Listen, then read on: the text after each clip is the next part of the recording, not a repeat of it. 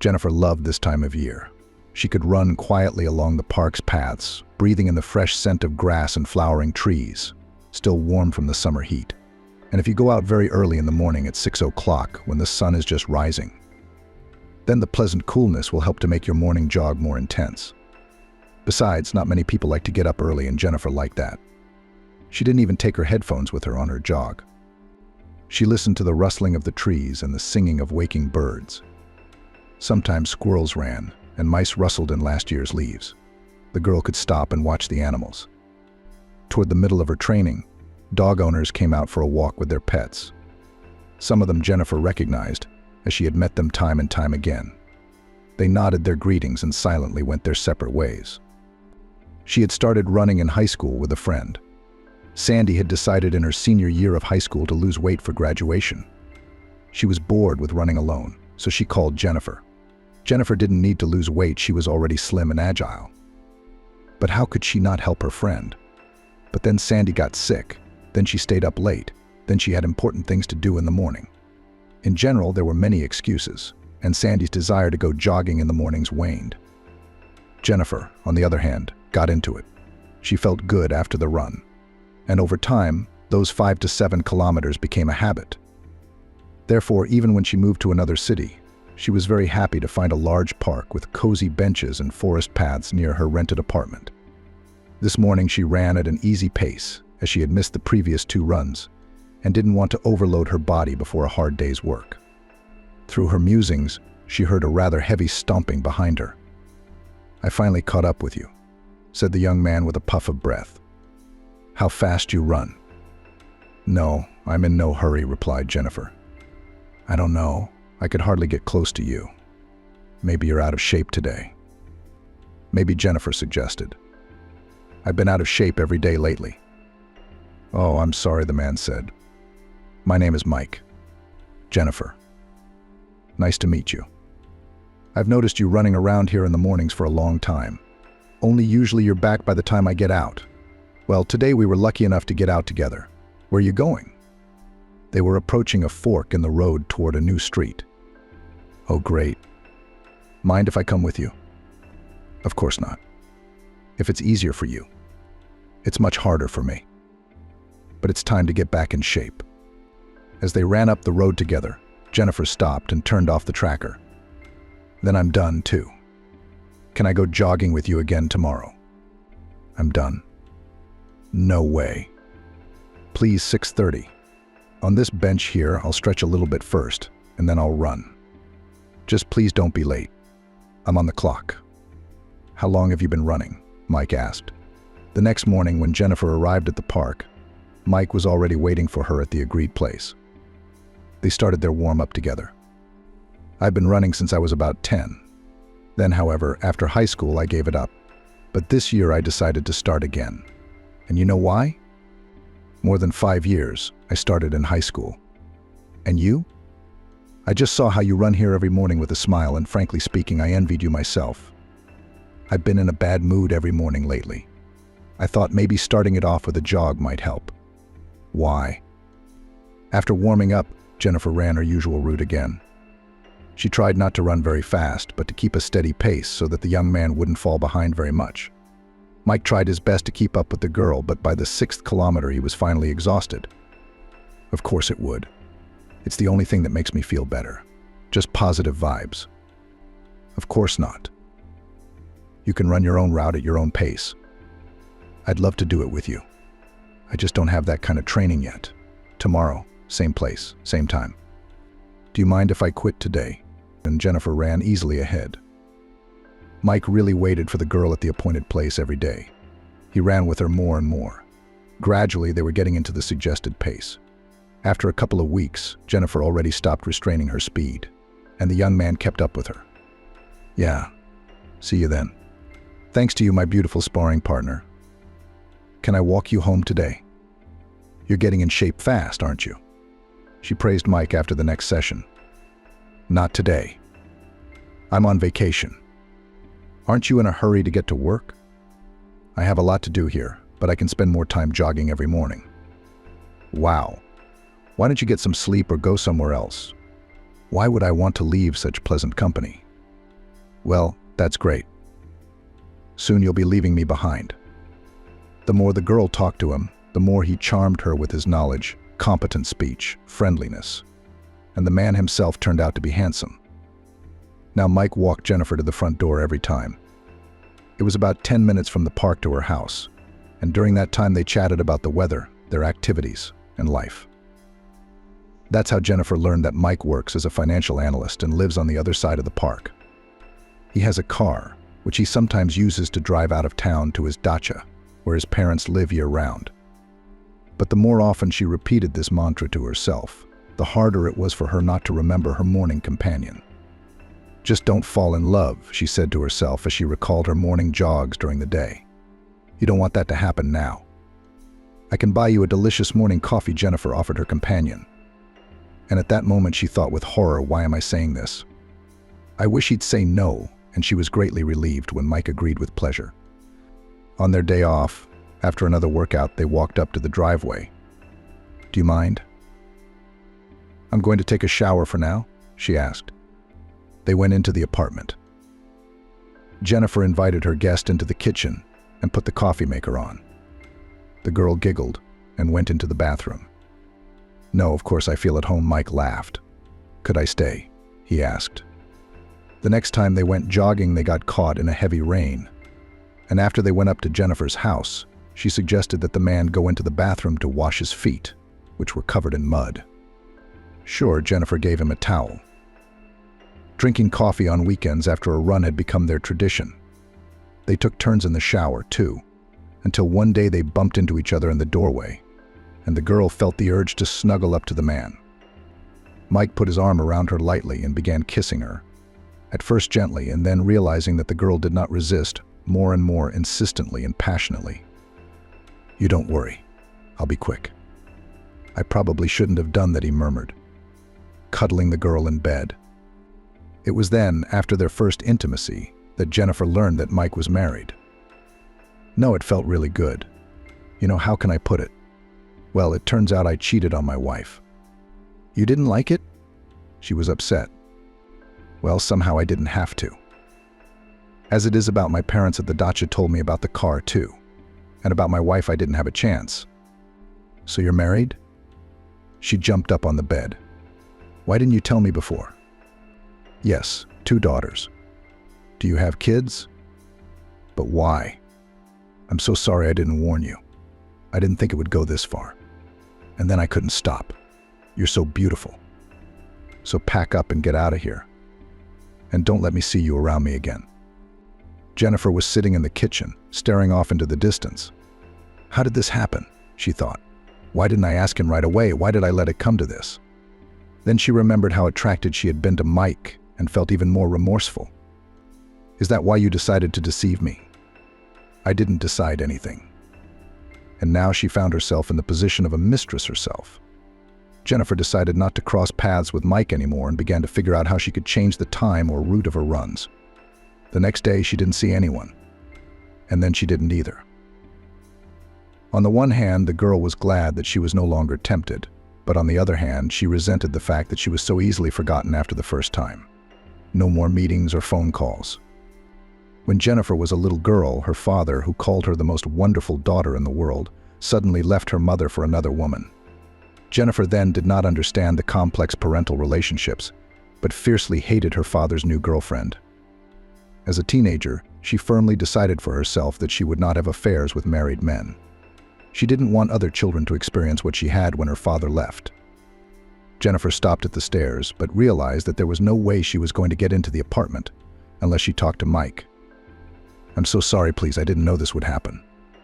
I realized I really want to be with you. Don't chase me away, and listen to me.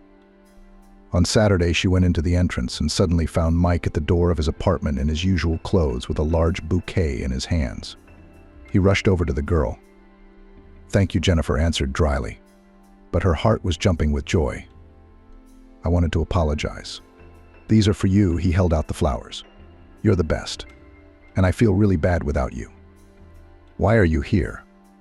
May I wash my hands? The man asked modestly.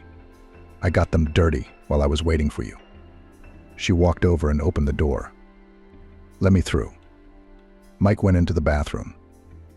Jennifer started looking for a vase, which she didn't remember where she had put away, since she hadn't received flowers as a gift in a long time. As she bent down to look for the vase in the nightstand, Mike came up behind her and put his arm around her. "Come in." The girl shrugged her shoulders. "I'm sorry, I can't do this without you." He squeezed her even tighter. Let go, she tried to pull away. "You convinced yourself not to fall in love. And not only did you completely dissolve into this man, but you broke your own rules. He's married and has daughters. And you are just a mistress with whom he is resting from family boredom," the girl thought. Mike rarely showed up for a run now, but he was always waiting for her outside her driveway or apartment. They would go in, tear each other's clothes off with fury, and make love to exhaustion. Then reluctantly they would pull away from each other, and the man would leave. And Jennifer went about her daily business. Every workday she looked forward to the weekend and a new date. The girl resisted, but at some point she suddenly realized that she too wanted everything to happen again. She turned and kissed the man. All principles went to waste. "I'm pregnant." When the man came to her once again, after intimacy, she said. She was about to come to terms with her situation when she suddenly discovered that she was pregnant. This was not part of her plans at all. Her salary was barely enough for a rented apartment and life. And then there was a baby. The girl decided to have an abortion. Only there was a problem: the procedure was done for a fee, and Jennifer did not have the means. So she decided to tell Mike about the pregnancy. He is also involved in her situation. "What abortion?" Mike exclaimed. "It's beautiful. I love you and the baby so much. I feel so good with you that I got pregnant. I have to have an abortion, but I don't have the money. Will you help pay for it?" What, he asked her again. "But how, Mike? You're married, aren't you? What kind of son would I have? How am I supposed to raise him? I can barely make a living on my own." Mike looked at the girl pleadingly. She was very surprised at his reaction, which she had not expected from a married man. Jennifer assumed that there would be a scandal, threats, the breakup of the relationship. But the joy of it completely threw her off balance. "Give me a son, please. I only have 2 daughters. May you and I have a son." And indeed, she thought for a long time. The girl went to the doctor, clarified the deadline by which she had to make a decision, and thought about what she should do. On the one hand, she realized that all the care of the child would fall on her. Mike would only be a Sunday dad. On the other hand, she loved this man so much that somewhere inside she was thinking, "I will give birth to his son. He will see how good we are together, and will definitely divorce and come to live with me through the prism of his love." "I'll think about it," Jennifer said. "I'll help you. I'll get a nanny. I'll give you money. I can't get a divorce, but I will recognize the child. Please don't have an abortion. Give me a little boy, my dear." "That's not the point. That's not the point. I'm not getting married. I want an abortion. And he's telling me to keep the baby." "You're a piece of work," was the first thing her friend said when she heard the news from Jennifer. "And who's the daddy?" There was no way Jennifer could adequately evaluate her actions. She needed to consult someone, so she called Sandy, her best friend, who by that time already had a husband and a child. "Isn't your dad planning on helping out?" "Sandy, you're married. What if I have a baby and I have to raise it alone in a rented apartment with a small salary? I can't afford it." "Are you crazy? What abortion? Of course you should have the baby. You don't know how happy it is to look at a little person who loves you for nothing. When I look at Mikey, I'm filled with love too." "Okay, thanks. At least I talked to someone. Come on, I'll keep thinking. I still don't think I should terminate the pregnancy. I haven't made up my mind yet." "I don't know, Jennifer. They say there's a bunny. There's a law, and I can't support you in your decision to have an abortion. I look at Mikey and I think, how could this be? It wouldn't be such a miracle. They promised to provide. But I can't rely on that. I don't know what anyone's saying." Mike was very happy. "When else can I have an abortion?" she asked. When Mike found out about Jennifer's pregnancy, he became even more alert and attentive. He came much more often and constantly asked what her plans were. In the end, the girl believed that the man would not abandon her with her son. And even without voicing the decision to herself, she as if by accident missed all the deadlines for abortion. "You're having a son, Mommy," she said to Jennifer lying on the couch. Jennifer was terrified of what would happen if she had a daughter. But at the next ultrasound, the doctor confirmed her father's hunch. "I'm going to have a son," he murmured as he nursed Jennifer back to health, giving her money for doctors and vitamins and accompanying her to checkups. She took maternity leave from work, and the following spring Jennifer had a baby boy who looked a lot like Mike. She named her son Stephen. There was a dash in the father's name. "I'm starting to believe that after the baby is born, things will get better." Jennifer smiled. The older the boy got, the less often Mike showed up at Jennifer's house, and the less money he gave her. It got to the point where she couldn't afford to buy formula for her son. So she called the man she loved. "Okay, sweetheart. Look at the little guy. I'm definitely going to adopt him," Mike said. But only a little later. "I don't know what I said. I don't have time for you right now. I'll come if I can. Don't call me again." "Oh yeah? You said we'd raise it together. I don't have enough allowance. Why are you calling me?" He got angry at the young mom. "You don't realize that if I don't show up, it means I can't. And in general, I now have financial problems. I cannot support another child. You gave birth to it. You have to raise it yourself."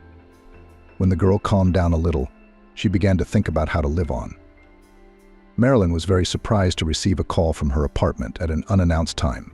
Usually Jennifer only called her to inform her of a rent transfer.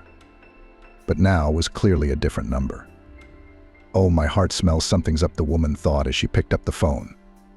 She felt bad for herself, for her son, and for the fact that she had been so foolish to rely on a complete stranger who had deceived her and was also rude. Jennifer sat by the baby's crib, quietly holding back tears so as not to wake the baby. "Well, what am I going to do?" she thought. "I shouldn't have trusted the man, no matter how sweet the promises he made. Oh, that's a shame. I've been planning what I'm going to use the money for, but I'll wait until a better time. Marilyn, please excuse me. I'm having temporary financial difficulties right now. Could you please hold off on paying me this month?" "Hello, Jennifer." "All right, Jennifer, just let me know when you send me the full amount. It's not a big deal. It's just that my paycheck's late at work." Something came up. The woman hung up the phone and, shaking her head, muttered, "Goodbye, darling. Starling." "I will, Marilyn." "Thank you so much." "What did you say?" Entering the room, Maxim asked her. Something must have happened after all. "Mike, okay. Just make sure there's nothing wrong with it, nothing illegal. It's her first time filming, but there's a first time for everything." "No, nothing. The girl who rents my apartment asked for an extension. She says she's behind on her paycheck. You know, I was thinking, I'll leave you her phone number. You check her out sometime." He had just arrived to help with the move to the dacha for the summer season. After talking to the landlady, Jennifer immediately pulled out the money she had set aside for rent, got dressed and went with the baby to the store to get formula. But this is only temporary, just for once, she thought. What to do next?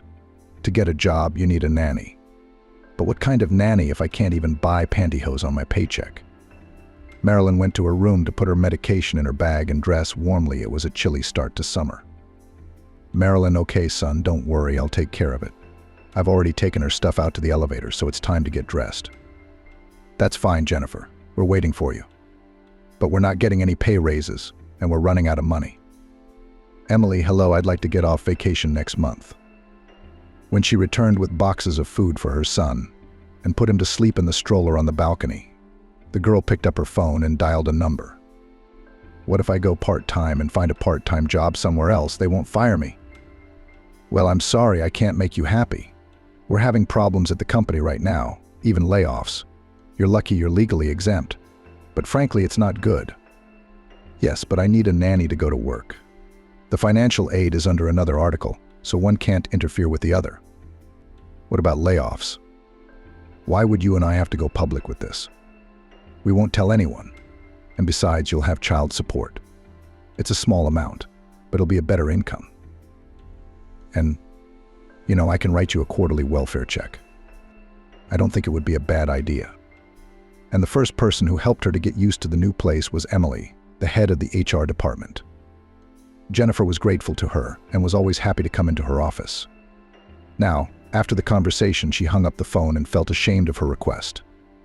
But perhaps Emily was the only person in whose decency Jennifer was sure. Jennifer worked as an assistant in the economics department. She had no specialized training.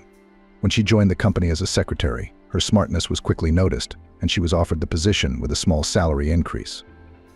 Jennifer was pleased, because she preferred to work with papers, rather than to meet people and prepare tea and coffee for the bosses. "Oh, thank you, Emily. Then I'll come to work with you soon, of course." "Jennifer, hi. I'm Ben, Amber's son." On the threshold stood an unfamiliar man about 30 to 35 years old. In the evening, when the girl had just put her son to bed, the front doorbell suddenly rang loudly. Well, who has brought resented inwardly the girl? Son, after all, will wake up in her soul. There was still a lingering hope that Mike, who had not appeared or called for more than a month. "Are you here for the money? I thought we agreed with your mom about an extension." "I'm sorry I didn't call. My mom left me your number." "Well, I was just driving by, so I thought I'd stop by. Maybe you're home." "Hi, come on in." "Oh, wait a second." Jennifer rushed to her son. She rocked the baby's crib and he calmed down. That's when the baby cried in the room. "No, I'm not here for the payment." She said she put it off. "It's just that I took her to the cottage the other day, and she asked me to stop by and see if I needed any help. A leaky faucet or a loose knob. It's an old apartment, after all. I'm alone." Jennifer laughed at the time. "And I don't plan to have any dogs or kids yet." Jennifer lowered her eyes. When she'd met Amber, it had only been about renting an apartment. She'd said, "Oh, it's so nice that you're alone. No dogs or kids or anything like that. Otherwise they'll trash the whole apartment, chew up the furniture. The kids will draw on the wallpaper." "You have a baby?" Surprised son of the hostess. And here I was making a fuss. I woke him up. "I'm sorry, but my mom didn't warn me." "Congratulations. Are you going to live here as a family now, or are you going to move in with your husband?" "Son," Jennifer answered Max's question. "He's 5 months old. Your mom doesn't know yet." I didn't have the heart to tell her. "That's fine," the woman said. "Then I'll be happy to rent you a place to live," and she signed the contract. "A nanny, probably," sighed the girl. "But I haven't found one yet. They all ask for my salary for this, and I still have to pay you and feed my son something. But I'll definitely manage, don't you think?" "Just wait a bit, I'll pay you. I'm looking for a second job. Maybe I'll clean the entrances of our house. Then I won't need a nanny. I can babysit for my neighbor." "And who will take care of the child?" the man asked. "I don't have a husband," Jennifer said, and went all in. "That's why I asked your mom to postpone the payment. I have nothing but my allowance right now. But I've already made a deal, and next month I'll start working. Then I'll be able to pay off my debt and keep paying." "How much do you expect to make, if it's no secret?" Assistant economist. "We have a good company. I've already talked to the head of the personnel department. She promised me a quarterly financial aid, and I can leave work early." "Can I sit down?" Max asked, and without waiting for permission, settled on a bench in the hallway. "And what do you work?" "It will be difficult, but I can do it," she answered. "Do you think it's enough money for 2 people with a baby to live in a rented apartment?" Max wondered. Jennifer gave me a number. "He's married. He has 2 daughters. He didn't care about aesthetics. And when you decided to have a baby, excuse me, what were you thinking?" "Mike asked for a son and promised he'd help and adopt him." "And you believed him?" "I see. Well, can we see the hero of this soap opera?" Jennifer shook her head negatively. "Parents, relatives, friends, finally? Make the father pay child support?" she asked quietly. "What am I going to do with you?" He looked anxiously around the apartment. "Jennifer. I think she'll be kicked out of the apartment soon."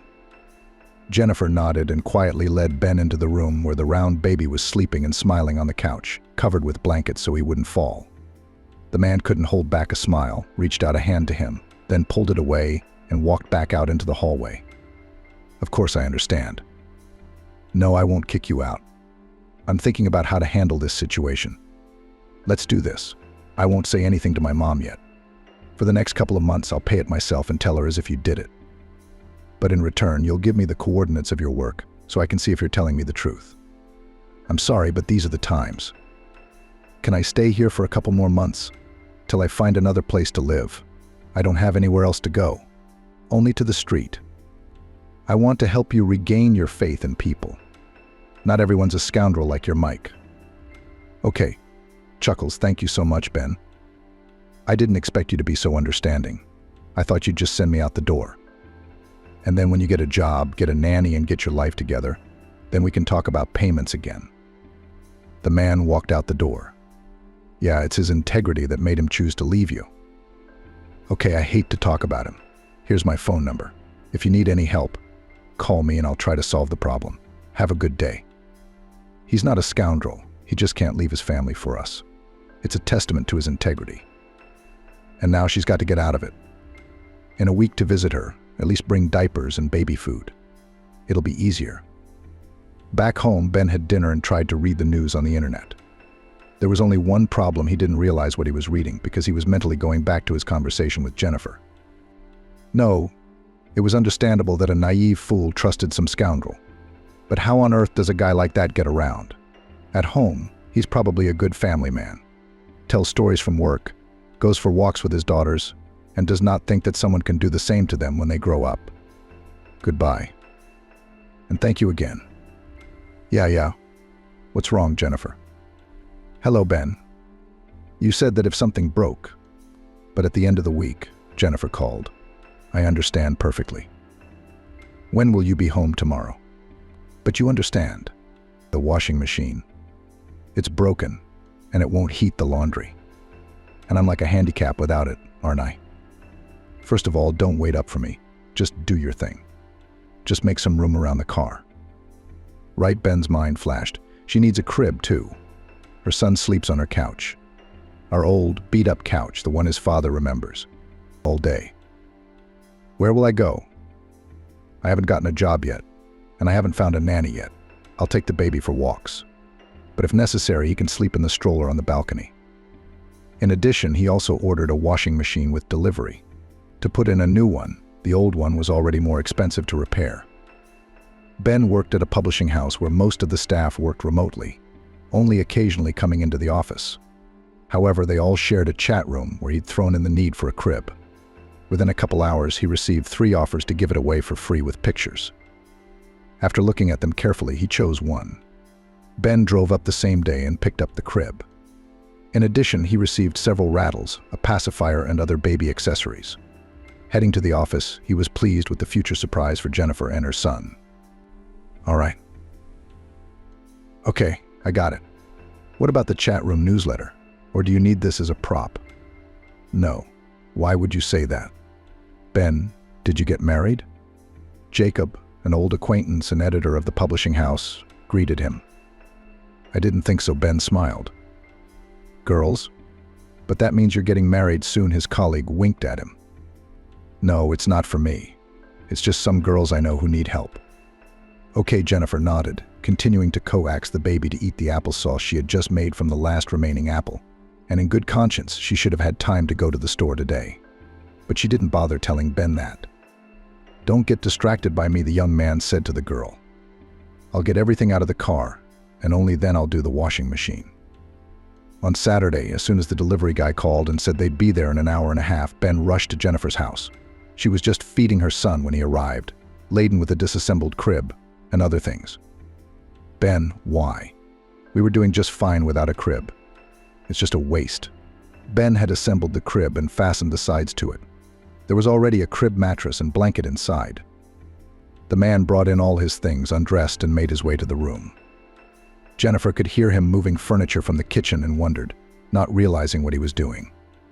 Maybe Amber asked me to find something, she thought. Then Jennifer heard the sound of an instrument, took her son in her arms, and went with him into the room. And in the hallway, 2 packages of diapers.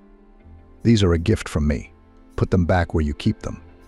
Oh, and by the way, there's a bunch of different jars of purees in there. I didn't know which ones you wanted, so I got a few different ones.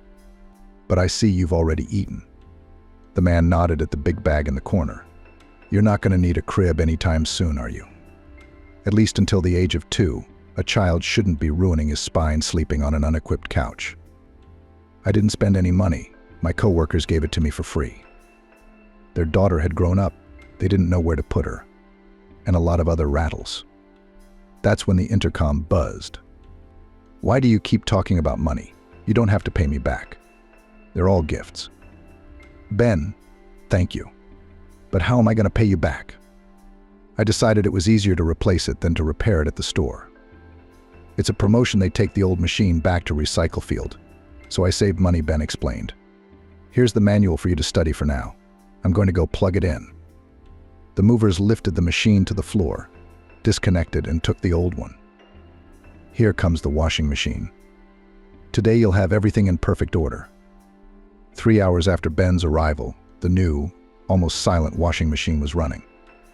Archie sat in the assembled crib, which Jennifer had made up, and played with the new rattles. The girl and her son were drinking tea in the kitchen. By myself, of course. It's a simple thing to do. Why waste money on installation? By yourself. Jennifer was surprised. "Maybe you're looking there today? Try among pensioners to look for those who have just gone on vacation. They still have enough strength and can watch the child, and their demands are not cosmic. But I can't find a nanny for reasonable money. They are all some governesses come across who promise to talk to him in 3 languages, to teach him. And I just need to feed him and take him for walks, at least on the balcony." You see, the man smiled. Life is getting better. And when you get a job, it will be beautiful. And to do that, you have to go out there. And I can't go out there until Stepa's settled in. It's a vicious circle. Ask at work. Where to find them? You will not rush to every elderly person on the street with such a question?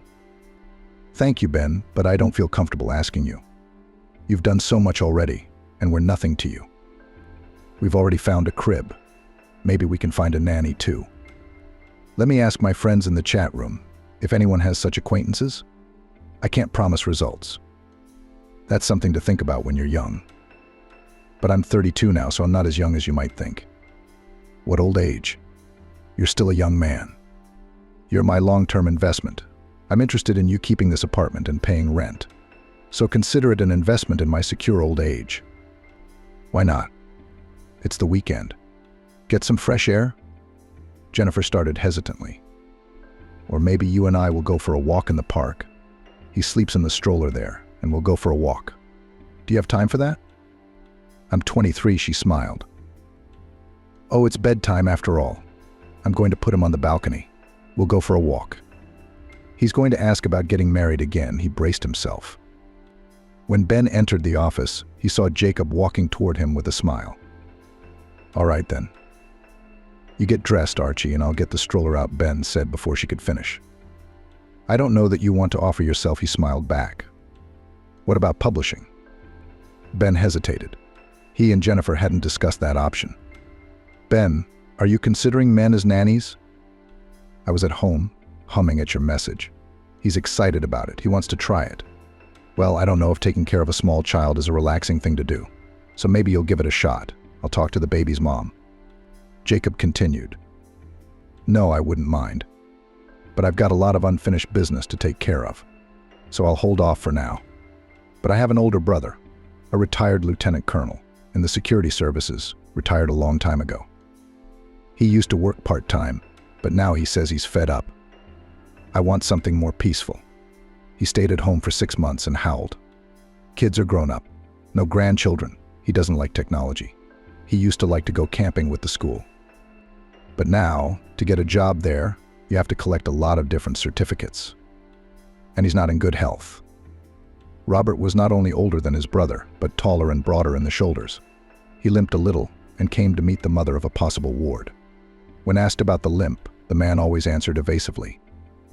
"Okay, I'll tell him." "Good, because I don't know how she'll react," Ben said. Sure. He has a car, by the way. He can bring it in and drive it if necessary. I can do that. I guess we're just used to the nanny always being a woman. But a man can do the same thing. And it's definitely easier for him to carry a stroller with a baby. Let's get acquainted. If Archie's not scared, why not? Jennifer's reaction to the suggestion of taking a man as a babysitter was calm. His car pulled into the backyard of the house with difficulty. Ben, of course, was also present. Archie started babbling something back and blowing bubbles. It was the first time Jennifer had ever seen a child react to a stranger in such a way, and she smiled. Wow, he's so cooperative. Robert laughed softly. So are we friends now? Archie not only wasn't scared, but even smiled when the older man took him in his arms and touched his eyes and nose with his fingers. So you'll pay half.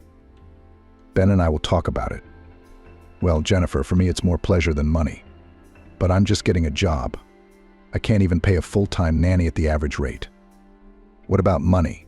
She asked the future babysitter, explaining the child's daily routine to him. You'll talk to Ben about how much you're willing to pay me. He'll pay well. Otherwise, I'll take any amount. I understand a week, 2 weeks, a month. We'll see how it goes. This is new to me too. My wife raised my kids. I was always on duty or on assignment. And now the kids are grown, my wife's gone. But it's none of my business, Robert interrupted. I'm sorry, for God's sake. I'm an old school man, and I simply can't take money from a woman, much less from such a charming girl. What's Ben got to do with it? The girl was surprised. He's my son and the nanny. Can we do one more thing? Jacob asked. Thank you, Jacob, Ben said. It's a deal. Oh, what am I talking about? So if my services suit you, and I realize that I can cope, then we'll discuss the final scene. And if not, I'm sorry. But I'll find someone else to replace me so you won't be left without a nanny. It's awkward. Are you much older? Just call me Bob. What's that? Why wouldn't you be? Ben wondered. I don't know, it's just the way it's been since we met. They called me Rybakov at school and at the college too. Or just Okop. She didn't like it, so she came up with a consonant. Alas, they've gotten a little crazy. That means I was wrong about something. You can call me Bob, and you can call me Bob on a first-name basis. That's what my wife used to call me when she was angry, he smiled. Bob, with the stroller, proudly stepped forward, and behind him, Jennifer and Ben walked side by side, taking their time. Of course, it's okay. I don't think he'll understand it now. That's good. Why don't you show me how to pack for a walk and we'll go for a walk? You've got a nice park nearby. All right, we'll agree on that, Ben said. You'll just be grandfather to the baby. Is that okay? I liked him too. He and his brother look alike, by the way. Only he struggled to find the words, but finally came up with one. What's his? Monumental. Reliable then? First impressions are very favorable. If he can handle the baby as well as he does during the day, I don't think we'll find a better old lady. What do you think of the candidate? Ben asked. I explained it to you last time. It's a long-term investment. But seriously, I realize I can help. Why don't you? Especially since the labor is minimal. I'm the one paying him. Except I still don't understand why you're helping me. Jennifer smiled. Finally, Jennifer went to work. First thing she did was go to Emily's with a box of chocolates. All right. Don't worry. Everything will be just the way you want it. If I find out you're paying, I'll find another apartment and leave. And? How's the kid reacting? I found one, the girl nodded. But the nanny is a man, ex-military or something else. I do not know, frankly speaking. He was so caring. Memorized everything from the first time. He watches over the child. So sometimes I'm ashamed that I don't look like that. Anyway, we spent a month together looking at each other to see if we're right for each other. Oh, it's so good to see you, Jennifer. The woman was so happy. Come in, the candy is just in time. Now with you, we will drink tea, and you tell me about your life. How is your baby? Did you find a nanny? Long story. Jennifer waved her hand. Kind people helped. And where did you find such a treasure? He likes it a lot. He shuts up in Robert Alexeyevich's arms and sleeps peacefully. That's right. There are more good people than there are good people. That's why you have to rely on them. How are things going at the company? No, I'm just retiring and handing things over. I briefly told my replacement about you. She says the new CFO is coming in. She'll take it up with him. Jennifer said the money for such help comes from the social fund. But in her opinion, that didn't convince Amber. So we're getting a new supervisor. I mean, how long can we go on without a CFO? I mean, we have his former deputy acting CFO. Apparently someone's not happy with him. They say they're looking for a new candidate. All right, apply while you still can. They'll get you the money. Thank you so much for everything and for them, and for the human attitude, Amber said. How long do you work until? Until the end of the month. And what are you planning to do after that? A vegetable garden in the country, Amber said. I don't like gardens. Mike laughed. You can quietly. And then you can not pull it out, yes. And the son, apparently it was passed on. He and his wife and daughter spend all summer. And I would rather be in the city, in the parks, to walk, cafes, go to the museum. Well, to be honest, I don't know yet. Why don't you come and visit us? You'll get to know each other. At least look at someone you actually saved with your help. Don't exaggerate. But if you invite us, we'll definitely drop by sometime. Can I write down your address? Or do you have a different one? No, it's still the same. You have your phone number. Call me if there's anything I can do for you. Thank you. I hope you don't need IT. Jennifer was sad all day. She had developed a very good relationship with the head of HR, and she was sorry to see her go. And these musings now and then, thoughts of how she was going to get on with her life, crept in. Well, nothing. The new boss will appear. I'll go to him myself, ask him. He's a human being. He should understand. We can try to look for another job. Maybe I should talk to Ben. I mean, come on. The slightest problem I have, I think he'll think I'm on his ass. I'll manage on my own. All these thoughts were interrupted by Archie's morning call. Jennifer, I'm sorry, for God's sake, but I'm sick. It's been a long time since I've been sick. I'm actually very hardened. Temperature's 39 today. Well, I can't go to the baby's house in case it's contagious. Sure, Jennifer reassured him. I'll take the day off work. Feel better. I really need you. And Archie, even more. I'll make it quick. Okay. I'm sorry I let you down. No need to apologize, Archie. Well, you've been a great help to me for almost a year. Jennifer was about to object, but suddenly she ran out of steam. After losing part of her income in the form of financial aid, it would have been nice. But she was ashamed to even bring it up in front of herself. We'll talk about it later, she said into the phone. Get well. That weekend, when Ben arrived and Jennifer complained to him about her forced vacation without pay, he asked, Do you want me to pay this month's bonus? Why are you all about the money? Jennifer replied, You'd better go over there and ask him how he's feeling. Although I think if I call him, he'll take it as a request to come see the baby sooner. Yes, I also cut my salary at work. Suddenly the girl complained to him. Okay, I'll talk to him, don't worry. And what? He said no. No, I had financial aid. Remember, I told you that the head of the personnel department wrote it out to me. Well, she retired, and the new one won't do it without the CFO's approval. How? Ben was indignant. They have no right. According to our labor laws, it's forbidden. Only if you reduce the working day. I've already thought about it. I guess I'll have a look at him to see if he's even in my position or not. What if you go talk to him yourself? He hasn't started work yet. He's new. He'll start on the 3rd. Ben, I already owe you everything. I don't even want to consider it. Jennifer, I want you to know that if you decide to quit, I'll help you out financially while you look for a new job. Hang in there, Jennifer. Maybe you should look for another job. I've thought about that too. But even looking at what I'm making in this position, I'm not being offered anything else. I'm not good at anything else. Emily, you really are an amazing hostess. Thank you so much, Jennifer said. To be honest, I'm not much of a cook, but it's our family recipe. And everyone said it was delicious. Of course, maybe they're flattered, but it's better than store-bought, Emily said. On Sunday, Emily came to visit. They sat in the kitchen and drank tea with a cake that the woman had baked for Jennifer and Archie. Archie brought the woman all his toys and showed her how to play with them. Emily didn't get to play with him until Jennifer took him out to rest. You know, I was worried it would be boring. But now I don't even have any free time. I was saving time for you at 12 today. Didn't you promise to introduce him to my boy's toy? How's retirement life treating you? Yes, you do. You should rest too. Oh, come on, don't. Come. I'll do the dishes here, the woman told her. Okay, Jennifer shrugged. What can he do? The only thing he can do is fire me. But then he'd have to pay severance.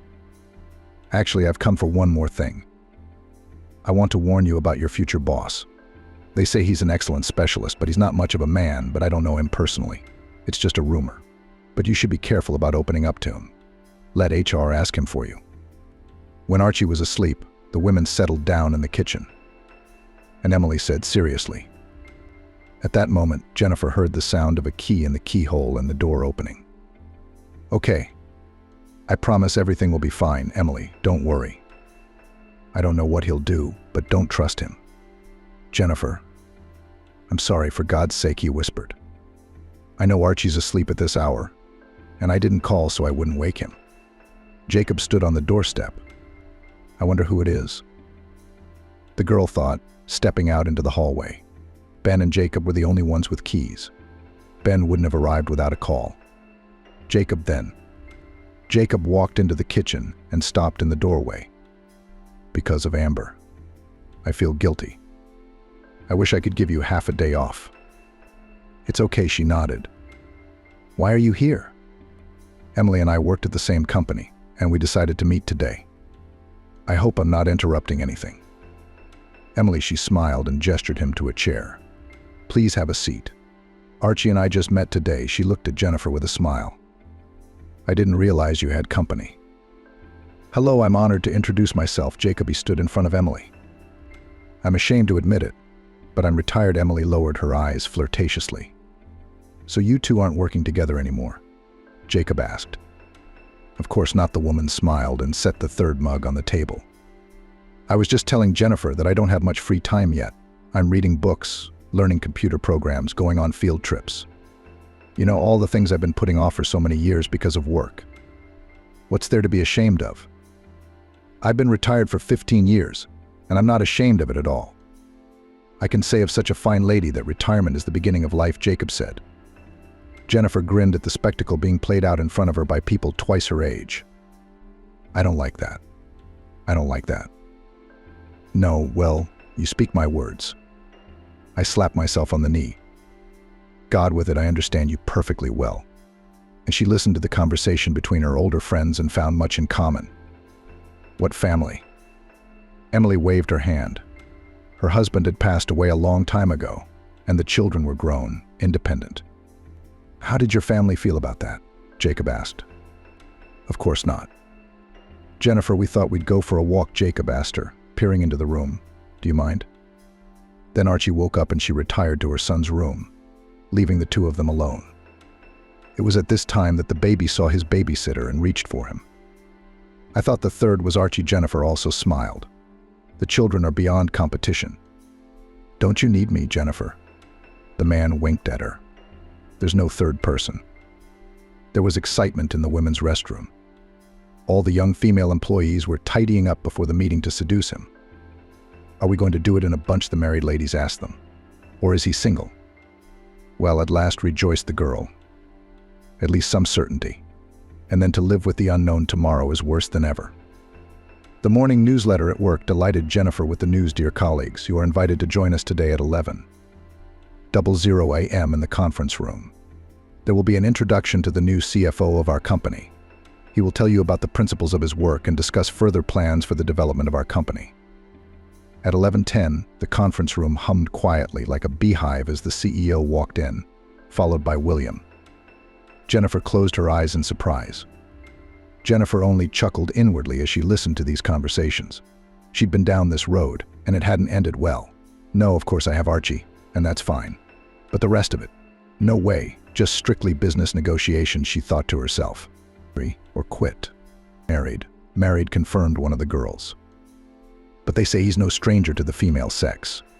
You can be a mistress to begin with. And then, who knows, suddenly you'll be a wife." The hall whispered. The new chief started his speech too harshly. "Hello." Mike stood next to the chair and slowly looked around the room. "First of all, let me say that my lateness today is an unforgivable oversight. I believe that all of us should work with the precision of a Swiss watch, as a single mechanism. That means no tardiness, no leaving early, and no excuses. Only a doctor's note can influence the decision to take disciplinary action. And that, please note, frequent illness indicates that you do not take good care of your health. And with such we will not be on the way." "Sorry I'm late," the CEO said. "I'd like to introduce you to our new manager, Mike. He is now in charge of all financial matters." And thank goodness. Because frankly speaking, I'm tired of your wishes, he smiled. Please, Mike, you have the floor. William was still saying something. Jennifer looked at him and realized how much she had missed him in the partial couple of years she hadn't seen him. It was one thing to not see a person and quite another to have them reappear in your life, and seemingly faded feelings suddenly rekindle.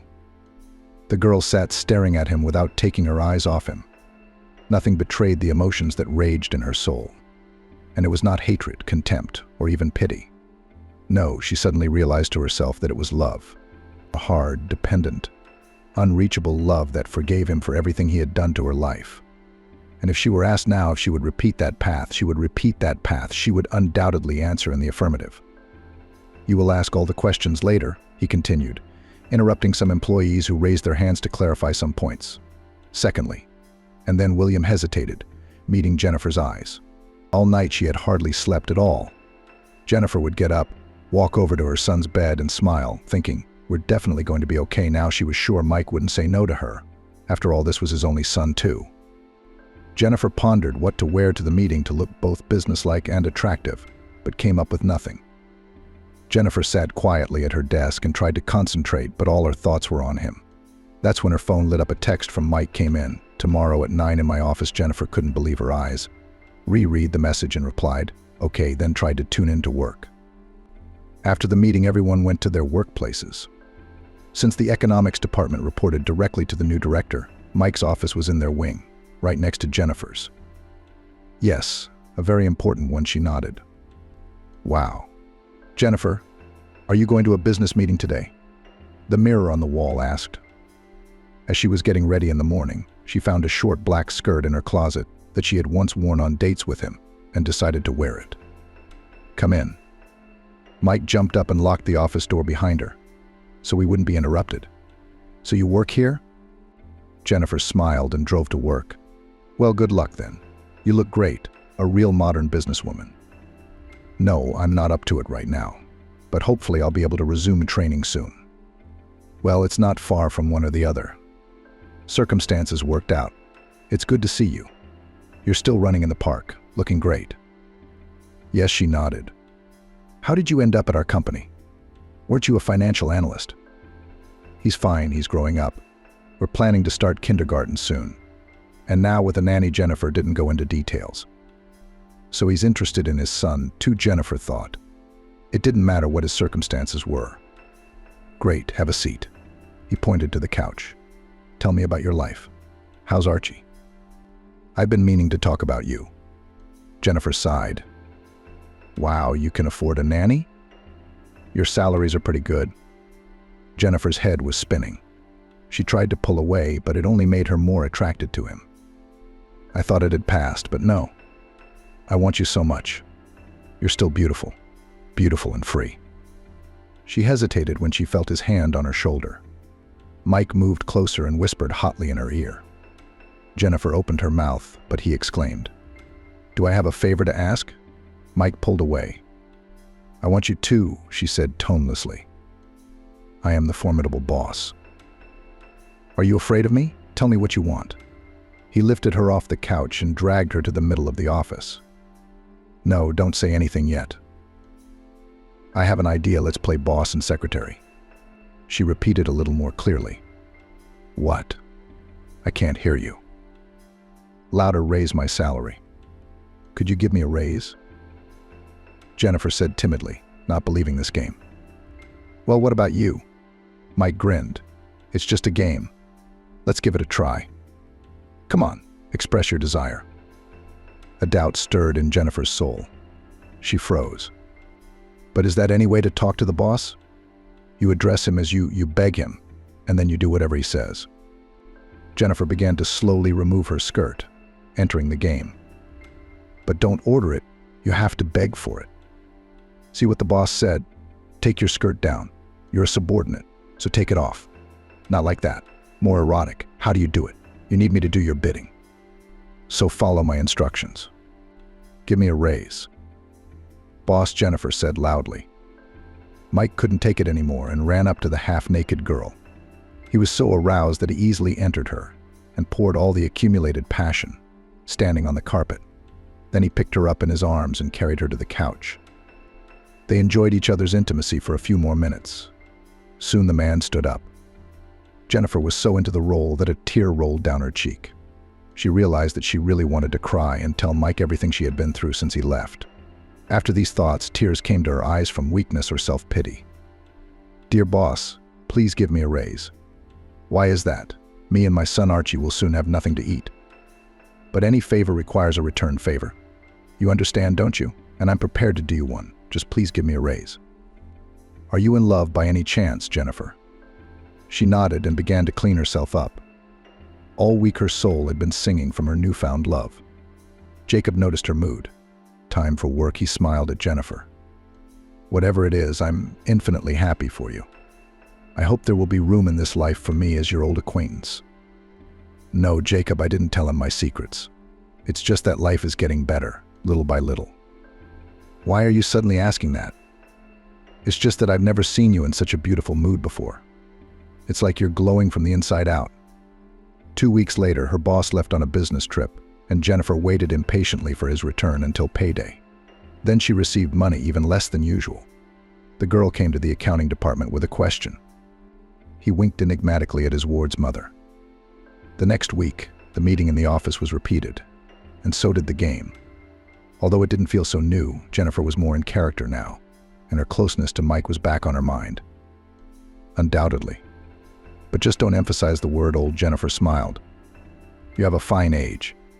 If I had been told that before I met you, I would probably have started to refute the fact. However, a lot has changed since then."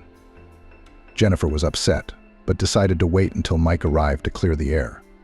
When the two of them were alone in the office again, she didn't get flirtatious and joined in the game. Everyone, all of them, the girls nodded. Mike was the one who told everyone to cut off their overtime pay, she was told. "Mike, but I told you. I don't have enough money to live alone with Sandy. Right now the paycheck is below the market average. Didn't you promise me you'd give me a raise?" "Yes, I told them to remove overtime pay for all employees. You work here, so that means it affects you too. But why is it your fault that you don't get everything done on time? Why should the company's money go to that? I got a very small paycheck here. The girls in accounting said it was your order. So you just used me, and in doing so, you cheated on me. But you used my body too. Or did you do it for money? Here's the raise I supposedly promised you." Everyone needs money. As the CFO, I know that for a fact. For that matter, you asked for it. But I didn't promise anything. I also said, do what the boss says, quid pro quo. That's the rules of the game, which we both enjoyed, by the way. That's me, isn't it? I could see you wanted me too. I made you feel good. And we live by very different rules. I promised when here we are, the two of us together here when we were playing and loving each other. It's just a game. Well, you just said yourself that we were playing. Who said it was serious? But even so, haven't you realized that your son Archie and I need money? Mike got up from his desk, walked over and closed the door again. You're talking to your boss in an inappropriate tone. You're not my boss anymore, so sign the letter and I'll quit, Jennifer insisted. Jennifer placed the resignation letter in front of him. Sign it, she demanded. It was good, but it's gone. You can't fool me indefinitely, Jennifer said. What about me? Aren't you going to find yourself another fool? Don't you realize I'm having a good time with you? And I think you are too, Mike objected. Well, why be so rude? I mean, we know each other well. We even have a son. You should have thought of your son when you signed the payroll. I'm doing this for the company, not for my own personal interests. That's why I'm leaving, so you don't confuse the two, Jennifer said. If you keep harassing me, I'll file a rape report with the police. And what's this I'm going to see? Are you going to promote me after all, flashed through her mind. Well, if you want to quit, sure. But why don't you take a look at this first? He pointed to his screen. Are you going to sign a letter of resignation? Ugh, what a word, deceive. I didn't fool anyone. You're the one who made it up. Both my promises and my deceptions, Mike objected. Jennifer lowered her eyes. What are you talking about? It's just CCTV cameras. They're in every office. You have to take and sign an order from the CEO and then take the footage. You can do whatever you want with them. You sneaky bastard. So you were also filming us. from where Jennifer exclaimed. "Why don't you take a look?" Jennifer walked over to the chair and looked at the monitor. At that moment, Mike started up the video files. They showed Jennifer herself evolving in the center of the office, on the carpet, as if to music, almost like a professional dancer. She watched in horror as she removed all her clothes and underwear from below her waist, then stretched her arms toward Mike, who approached her, as if reluctantly, with his face distorted beyond recognition. Her face can be seen clearly, alas, not just her face. It's impossible to tell from the man who it is. Well, you've lived somehow before, so you'll continue to do so. So how about a statement? You want me and Archie to starve to death on the street? How can you think that about me? I'm just calculating all the options so you can't disappear from my sight. And what are we going to live on? So are you going to sign the application, or are you going to stay after all? When it's just me watching this movie.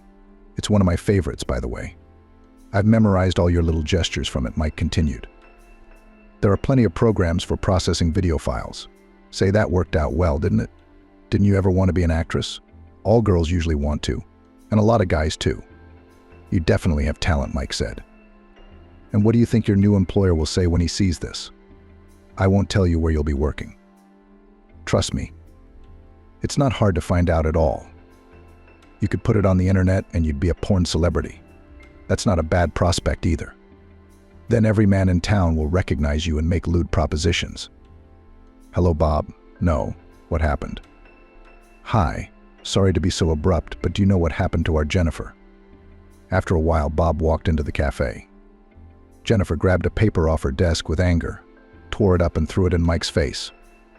Then she walked out of the office and slammed the door loudly, then left the office for a nearby cafe and, locking herself in the bathroom, cried for a long time from her own powerlessness and anger at herself for being so deceived. Or he shared news from the publishing industry, which his younger brother regularly supplied him with. And here's 15 minutes in the microwave and such a delicious meal, finger-licking good. After that walk with Archie, Bob and Emily exchanged phone numbers. The man tried not to be annoying, but sometimes called for the most unexpected reasons. For example, when he learned delicious and quick recipes for cooking potatoes, he thought that Emily didn't like to cook either. She was so cheerful, and then she's abruptly withdrawn, walking around moody. And there's only food in the house for Archie. I haven't seen her in a long time. Is she sick? How's that? Emily didn't understand. Well, of course, if Archie calls me Grandpa, then I'm Grandpa to everyone. Not being Grandpa would be bad, Bob said one day. Emily, in turn, also shared with him discoveries made on excursions or simply in her now quiet new life. And when the weather was nice, they would also meet in the park, walking and smiling at each other when they were called grandparents, and then laughing contagiously while sitting on a bench. Alex told me that Shaposhnikov has a new book out. It is already planned to screen. Not interested in his work. Jennifer tried to refuse Emily when she called to say she was going to visit. The girl was ashamed to invite to her practically beggar's house, but the woman had insisted, and Bob had also said more than once that it would be good to meet and sit together. With the last money she had saved, Jennifer tearfully bought tea and rusks and prepared for the guests. I called the girls I know at my old job and found out they'd gotten a pay cut. Maybe that's why Jennifer is so upset. She just doesn't have enough money. I've told her how many times she can stop paying me, but she adamantly refuses to listen to me. And forgive my nerdiness. Anyway, if I'm a grandfather, or even a grandfather, then since you're walking with me, you're a grandmother. It's very simple, isn't it? I'd be a grandfather if he called me Grandpa. But Archie calls grandfather that word, according to the rules of the Russian language, would be in the genitive case. Who? Grandfather.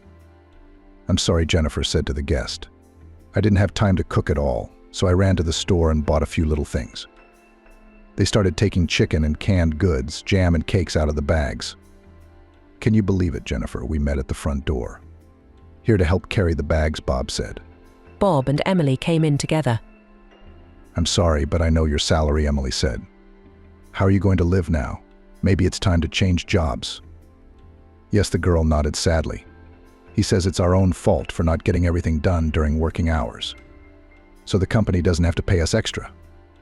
Jennifer, I was just talking to my girls over tea, the former colleague said. They claim that the new boss has removed overtime. Well, Emily, it looks to me like you bought the whole store in small change. What are we going to do with all this? Or are you going to live with me now? Jennifer smiled and looked at Jacob. I wonder why that idea never occurred to me before. Me neither, he said, surprised. Jennifer realized that it was impossible to refuse, so she nodded. So I thought you might need help, Emily continued. So I talked to some people I know. There are at least 2 places that will hire you at 1.5 times your salary. Maybe you could try interviewing there. I tried, she lied, but I couldn't find anything suitable.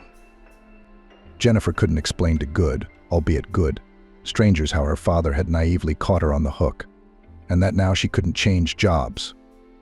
So far, Jennifer had managed to come up with good reasons for refusal, whether it was an illness or an important meeting.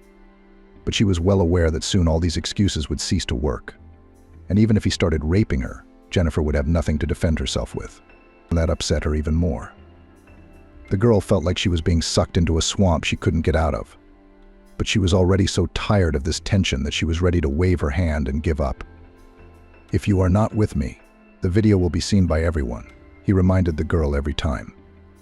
Mike realized the power he now had over his subordinate and began to invite her into the office and tried to harass her there. Yes, of course, I'll definitely go. Thank you for your concern. Yes, the man nodded. We need to talk. Let's go to the kitchen. Oh, hi, she smiled. Did something happen? Ben entered the apartment so quietly that Jennifer found him when he was already standing in the room. Then Ben showed up after hours. He usually came once or twice a month, spending some time with Jennifer, Archie, and Jacob. If he was on site, sometimes the 4 of them would all go for a walk and Ben would leave. This time he arrived late at night after work when Jacob was gone. Archie was asleep, and Jennifer was lying on the couch watching some channel on the TV, thinking about something of her own. There are. But when am I going to tell you about them? I can't. It would be like I'm putting my problems on you again. And besides, I'm really embarrassed. And abruptly patience burst, and Jennifer nodded. Jacob came to see me. He gave me a long explanation about Emily, about the empty refrigerator, about your paycheck being cut. All I got out of it was that for some reason you wouldn't leave this job, even though you had other good offers. I'm not retracting what I said about helping you, but I still want to ask why. Is it your desire to sit on the neck of others, or is there some other reason? When they sat down at the table, he continued. Then imagine that tomorrow Jacob and I were gone. You'd be alone with your secret. What would you do? Jennifer nodded again. So you feel guilty. And that's why you refuse to tell me everything. Ashamed of what? My behavior, my naivete, the fact that I'm using you and Jacob. Even though I know exactly how bad it is and that it's wrong. I'm being blackmailed. Jennifer sighed and said softly. So you're ready to give up your life, but you're not ready to share it with me. I don't know. I'd throw myself in front of a train, she said sadly. Jennifer sighed and began to tell. Ben had 1,000 questions. How can you blackmail the mother of your child when you don't live with them and haven't even acknowledged your son? But he restrained himself and continued to remain silent. My new boss. Jennifer closed her eyes and said in a muffled voice, he's Archie's father. Ben was questioningly silent. If he had asked clarifying questions or inquired, the girl would probably have withdrawn. But he remained silent and looked expectantly at Jennifer. It's none of my business, but I want to understand why you want to be with him again, after he left you and your son. Ben interrupted. He recorded everything. He had video surveillance. He hid himself, but I'm on it in great detail. He said he'd send it to his employer or put it on the website so everyone would know what I was like. How's Archie going to grow up with a mom like that? And he knows where we live. And I'm afraid that if I quit, he'll be watching me. He's cut my pay here, and he's always calling me to his office. He makes himself patient, he tries, but I still find reasons to refuse. This can't go on much longer. I'll either have to accept it, or... Tears came out of the girl's eyes. When he came, he summoned me, and we were together again. He was so attentive. Then he cut everyone's pay by canceling overtime. And when I wanted to quit, he showed me a video. Do you still love him? I'm ready to, but I can't. There's nothing like that on any show. You should really get out of there and run for your life. I saw him for the first time in almost 2 years, and I realized I still loved him. He was all attentive, just like the first time. I thought he'd come back to us. Of course, I lie awake nights thinking about how to do it, but I can't think of anything. It's either kill him or kill myself. Either way, Archie will be an orphan. So I take it you're willing to walk away if he stops threatening to release the video? I hate him. I'd probably kill him. He disgusts me. I shake every time I hear his voice, and even when he calls me into the office. Jennifer looked up at Ben with tears in her eyes. Did it ever occur to you that blackmail is a felony? I mean, you can punish him yourself, threaten him with the police, after all. I was fine at first. And when the tape came out, I'm ashamed, Ben. I mean, you're a stranger in this. I told you that you could come to me for help. Why didn't you do it right away? The girl cried again. When Jennifer went on sick leave, she realized that Ben was right about one thing. She was much calmer. She was out of the circle of constant unpleasant thoughts. The girl was listed in the company, but she was protected from Mike's attacks and threats, and she still didn't know what she would do next. Right now she had a break, and it was helping Jennifer recover a little. Jennifer had a question. Out of what funds was Sandy paying God's mom? Jennifer took out a loan. How would she pay it back? Jennifer shrugged her shoulders. She doesn't. She doesn't have the means to pay it back. If she loses her job, she won't lose anything. But if she changes jobs, how? That's something to think about. Sandy's advice was to go to the clinic on Monday and take a sick day. But that meant less income. But it'll get your nerves back in order. Yes, it's difficult, but you can't say no at this time. Jennifer tried to explain herself. She said that Mike had threatened to spread the videotape and then she'd get good lawyers. She's still going to lose, the scoundrel. Okay, let's see who else loses. Jennifer looked at Jacob. You. Don't worry, girl, I brought more scoundrels to light, the older man said. I've been investigating for over 20 years for a reason. I'm sorry, but I had to tell Jacob something. We can't do this without his help. On Saturday, Ben, Jacob, and Emily showed up on the doorstep of Jennifer's apartment. Jennifer, get Archie ready to go for a walk, Jacob ordered. Emily will go to the park with him, and they will stay behind. They have much to discuss. Without raising her eyes, the girl dressed her son and handed him over to the care of her former co-worker. As the door closed behind them and everyone else made their way to the kitchen, Ben said, Okay, Mike. I'll come over, the girl said, so that those around her could hear her. The same day Jennifer returned from her sick leave, she got a call from Mike. Please come into my office in an hour. There are no exes like me, he smiled. Now let's discuss our actions. Yeah, didn't you know? I thought you were ex-military. The man pointed to the nightstand. You can pick it up later. Where have you been for so long? I missed you so much. I brought you some. She began. Come in, Mike, as usual, got up from his seat and went to lock the door behind the girl. She turned around and watched intently while he did so. She sorted out the files left over from her absence. Then she wrote an email, replied in Messenger, and then took the first folder she could find and walked with a businesslike stride to her boss's office. Knocked on the office, heard a loud come in and opened the door. Don't do that. I don't want to. The girl remained silent, and Mike took it as agreement. When he was about to unzip her skirt, Jennifer suddenly said in a harsh voice, You dressed like that for me today. Do you want what I want? He began to come closer and closer. Jennifer could barely contain the unpleasant shiver. Finally, his hands touched her clothes. He left the jacket in place, ran his hands lower down her stomach to her skirt. I'm not. Yeah. But only I know that. And I'm not going to tell anyone. I can keep a secret. Especially when there's an obedient girl around. Come on, don't be stubborn. We'll be good together. Mike recoiled sharply from her. What? Or is my memory gone? I still have the video on my desktop. 2 clicks of the mouse and everyone around here will know what you're like. No, you're wrong. I'm asking you to let me go and sign my resignation letter. Well, what do you want, you silly girl? After all, I can see it. I want you. I'm serious, Mike. There's my statement on the nightstand. Sign it and then do what you want. Are you serious? You think that's going to stop me? Sign the application. And then you'll be undressing already. And he reached for her again.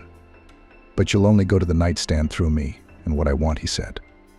And when you and I are done, and you leave your workplace, I will, as I said before, send the video to all interested parties. That will guarantee that when I come to visit you and your son, you won't kick me out. Why is that? Because I'll be the only person who knows the truth about you. Everyone else will turn away, and then you'll belong to me. Then it was a deal. Mike took the paper, put his sprawling signature on it, and put it back. I said, you want me. What if I want you? Attention. Fire alarm. Evacuation. Everyone, evacuate the building immediately. Please do not use elevators, take the stairs. Attention. Fire alarm. Saying this, Mike walked over to the girl and started undressing her. Jennifer didn't move and thought, but suddenly a siren sounded and the internal radio came to life. Just once? No, of course not. I want you to be with me as long as I want you to be with me. And only with me, so no one else will ever come near you. But you have a way out in a statement, just like last time. And no one but you and me will know about the existence of this erotic masterpiece. Isn't it enough that I'm with you now? Why send out more videos? Jennifer asked. Mike out. There's a fire. There was a knock on the office door. Thank God it does, Jennifer smiled inwardly. That's what I thought.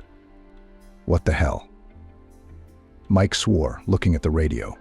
I thought it wasn't working. 2 hours afterward, a police car pulled up to the building. 3 officers got out, showed their documents, and went up to the floor where the CFO's office was located. While the firemen were inspecting the building and allowing everyone to return to their workplaces, Jennifer stealthily got into Ben's car, which was parked around the corner, and drove to the police station. There she wrote a statement, attached evidence, and returned to the office. The play is over, she thought as she walked down the stairs with everyone else. Jennifer began to quickly pull up her skirt, which Mike had managed to unbutton. He grabbed his briefcase and ran to the door, opened it, and sprinted out of the office. Jennifer calmly went to the nightstand, picked up the application, and also, without hurry, went away. Don't interfere with the investigation. One of them pushed him away with his hand. But there are trade secret documents in there. What's the matter? The CEO approached as the uniformed men were taking the system unit out of Mike's office. It doesn't matter to us, replied one of the policemen. There they showed them, but he's not here right now. The mystery of the investigation. Perhaps your employee will tell you. He's not back yet. All the worse for him. No, I just wanted to understand what happened. The director backed off. I sympathize. Are you interfering with the work of the police right now? But it's not my problem. Make a note in the employment record. I can't give it to you. Send an order to the accounting department so that they made the calculation. I'll come back for the rest later. I've got some paperwork to get to my new job. We won't have time for that, the HR girl said. Mike apologized profusely for losing it in the paperwork. But here it is, signed 2 weeks ago. So have my paperwork ready starting tomorrow. I don't work here. After lunch, Jennifer took her boss's signed application to HR. Jacob sighed. The girl smiled at him. Of course, it's a little illegal. My girl, you're just a born actress, were the words that greeted Jennifer Jacob when she got home from work. I've seen the video, there's no doubt about blackmail, harassment, and a couple of other questionable actions. And if they can find something on the computer for the Economic Crimes Unit to pick on, this scumbag won't have a care in the world to get his ass out of the shit she's in. Thank you. Such a great hidden camera on your jacket lapel and good quality recording. Before leaving, Jennifer once again looked in the personnel department, took her documents, and with a victorious smile left the office. He got miniature recording devices hidden in a woman's brooch through former colleagues. He contacted the fire inspector on behalf of the investigation team and detailed a scenario for the main character. Why didn't you tell me before? Who would do something like that right away? So much time had been wasted because of that. When Ben told Jacob about Jennifer's situation, he was indignant. But my former subordinates won't cling to such trivialities either. Jennifer smiled. I'm sure for your future, and more importantly Archie's future, you'll be able to contain yourself. Will you? Okay, I don't know how I'm going to do that. I want to tear him into 1,000 little pieces. Jennifer, your #1 job is to report to me as soon as you go into the office. And task number 2 is to stall for time without giving him a chance to jump you. This is called Sophia Loren Amber led Jacob over to a dark maroon rose in her makeshift rose garden. Jennifer got a job at one of the companies she was invited to on Emily's recommendation, and gradually began to come to her senses and pay off her loan debt. The rest was a matter of technique, getting the fire alarms to go off, kicking everyone out of the building, arranging time with the investigator to take a statement and camera footage, sending a team to confiscate the computer. It took a little longer than planned. But by the end of the day, it was clear that Ben and Jacob had managed to get the girl out of the trap that love, trust, and perhaps her own stupidity had put her in. I'll try. Oh, and by the way, I was introduced to Sophia Loren. Well, did you take a walk in the garden? Emily looked at Jacob, smiling. Yes, the woman agreed. And the burrow is the same, requires more care than others. Let's go to the table. I can see why the man smiled. So much dignity and beauty. I said she was beautiful, but my heart went out to another woman. What did you say? I said she was beautiful, but my heart went out to another woman. I wonder who that is. You, my Amber, he concluded, hugging the woman. I see all the men at the grill are crazy about her. Emily laughed. At that moment, Archie ran up to Amber. Grandma Emily, let's go. Let's go where, dear? The child waved his hand uncertainly. The older woman took him by the hand, and the baby led her to the honeysuckle table, where Jennifer was gathering treats for the table. Golden boy. Jennifer, why did you keep him a secret for so long? I was afraid you wouldn't like the fact that I had a baby. After all, you only rented the apartment to me. No kids, no pets. Remember? I remember. And I'm not going back on my word. But I'm not so old that I don't realize that life moves on and changes will happen. Your Archie is like a grandson to me. I don't know if Ben will ever give me one of his. Amber looked at her son, who was grilling kebabs by the grill and talking to Alec. I asked to come, Jacob's brother explained. I wanted to see who you were buying the baby clothes for, but also his brave mother, of course, who wasn't afraid to take Jacob as her son's nanny. Don't you have a reason to change your plans now? Ben obediently began turning the kebabs. If I were a dozen years younger, he continued, I would definitely follow your charming mother. And if I were younger, then for the mom of this charming baby. I don't see what you have to lose. Ben lifted his head, looked at Jennifer, and waved back at her. The girl sent him an air kiss. He traced the gestures with his eyes and sighed. Well, that just leaves your mom. Anthony stopped paying due attention to his wife a long time ago. He looked more and more at other women and girls, allowing himself to sit with the men over beer. What can I say? The man was all like his grandfather and father, former immigrants from a distant village who lived in fishing and hunting. And even after moving to the city and marrying a city girl, Anthony did not give up his habits. This, of course, always infuriated Barbara. What can I do? She complained to her only friend and neighbor Sophie, an old teacher and Jewish woman, who it is unknown how she ended up in this city, and on what means she lived is unclear. But why do you think so? You are a smart, intelligent woman, a primary school teacher. And you say that. Don't I understand? It is you, Sophie, who have children and grandchildren who will stand up for you. On the other hand, who will stand up for me. Understand, I'm an orphan, and thanks for that I was able to learn with my own head. And if Anthony chases me, then where should I go? To the old room? You're just afraid of difficulties. That's understandable, but then see for yourself. Anthony is a bore and an ignoramus, ill-mannered, but on the other hand, they are all like that. Was it really possible that your late husband cheated? Barbara looked at her neighbor in surprise. I thought mine wasn't walking when I was carrying our first and second babies under my heart. I was walking. Just remember, Barbara, some walk wisely, while others, like yours, put it on display for everyone to see. Sophie, does everyone really know now that he has a mistress? The neighbor smiled sadly, looked at poor Barbara, and stroked her hand. Barbara, just come to terms with it, and think about how you can give birth to a baby. How long have you been together? A few years. But it just doesn't work out. Yes, I haven't tried anything. I went to see doctors and sorcerers, but everything doesn't work out. The doctor says that the problem may be in the husband himself. Well, how do you find out? You can't ask him this directly. Knowing your husband's tough temper, I dare to assume that such a conversation will end in good hassle. Well, on the other hand, how to check? You really can't give him a mistress. If she got pregnant, that means the reason is you. At least on the other hand, he may leave for her if his mistress carries a child from him. And men are so unpredictable. No, Anthony won't leave. His father won't let him. Are you sure about this, Barbara? Well, what if your mistress gets pregnant? What happens?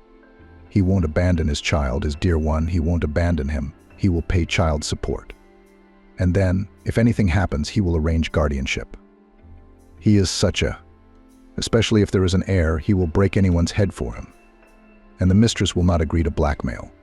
My hand is strong, and if anything happens, it can burn you.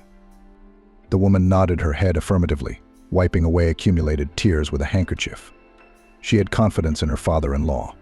It was he who found Barbara for his son, introduced him, and forced him to marry when he found out that they were dating, and even intended to live together. Then he threatened his son that, if he divorced Barbara, he would not see the inheritance of his own ears. And there was a considerable inheritance there, as the woman herself believed. Thank you, Sophie, you will always listen to me and console me. Yes, he's a tough guy. Okay, see for yourself, but by the way, I have a couple of friends here. They went to visit a knowledgeable grandmother. If anything, I ask her address. The neighbor left, and Barbara sat for a long time at the kitchen table in the empty 3-room apartment that Anthony's parents gave them for their wedding. And I thought and thought and thought and thought and couldn't come up with anything worthwhile. She understood that her husband was walking, and there was strong evidence for this. What can I do? Is it true? Shouldn't we put Flyagorix in his borscht so that he doesn't go for a walk? Nothing, neighbor. What can you do? This is our lot. If you need anything, get back to me. How good you are today. Look what I brought you.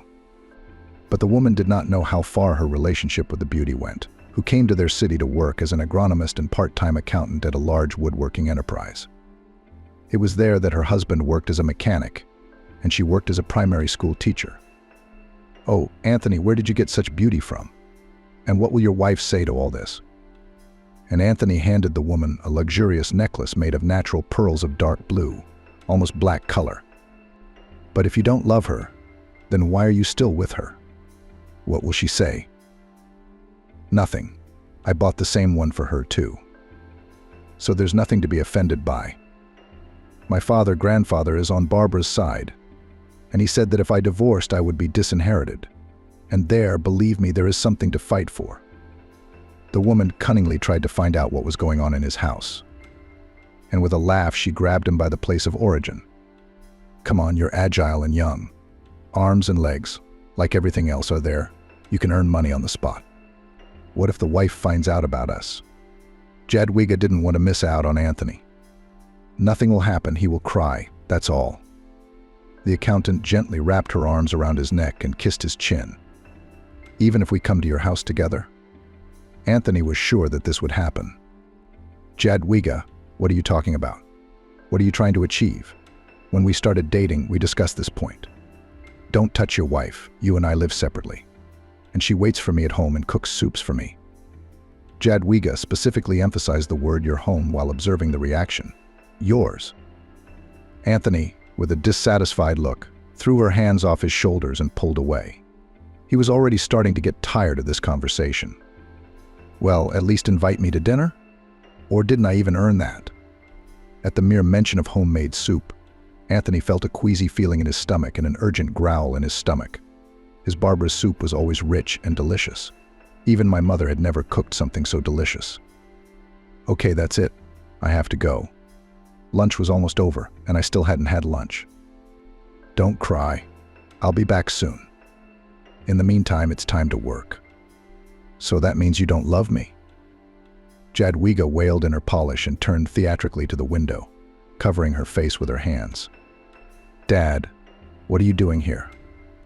Anthony quickly left the accountant's office and met his father nose to nose on the threshold. Yes, I decided to check on you, son. Your mother went home with Barbara to visit you. And I'm here, and I see that you've found yourself a new mistress.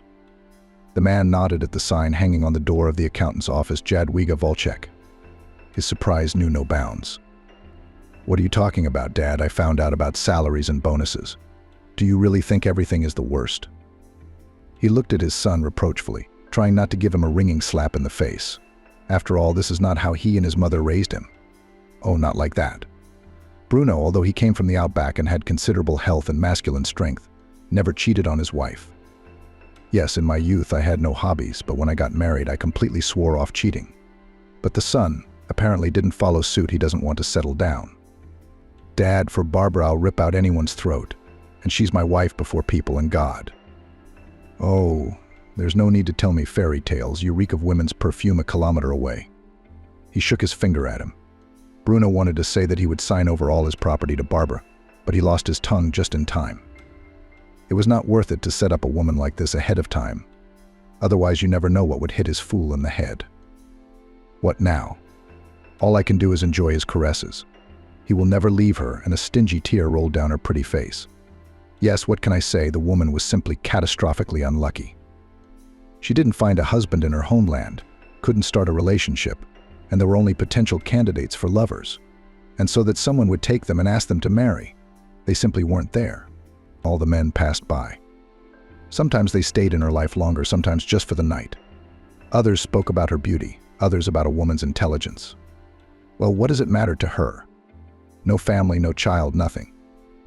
Anthony nodded and obediently followed his father. And Jadwiga stood under the door and heard it all perfectly.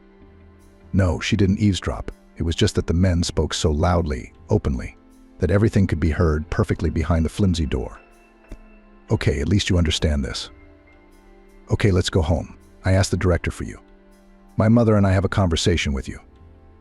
And your boyfriend, does he have children? Or maybe infertile? This is important, granddaughter. Grandma, but how can I give birth? I've already tried and can't get pregnant. Maybe you can tell me what. Jadwiga increasingly began to think about not just marrying Anthony, but having a baby with him. She knew from her lover that they had no children, but this family apparently had amassed enormous wealth. And maybe it's true. Follow your grandmother's advice and give birth to a boy or girl. Let it be a joy. Granny, are you sure about this? He's not lying, said the grandmother, laying out the cards on the table and looking at Anthony's fate.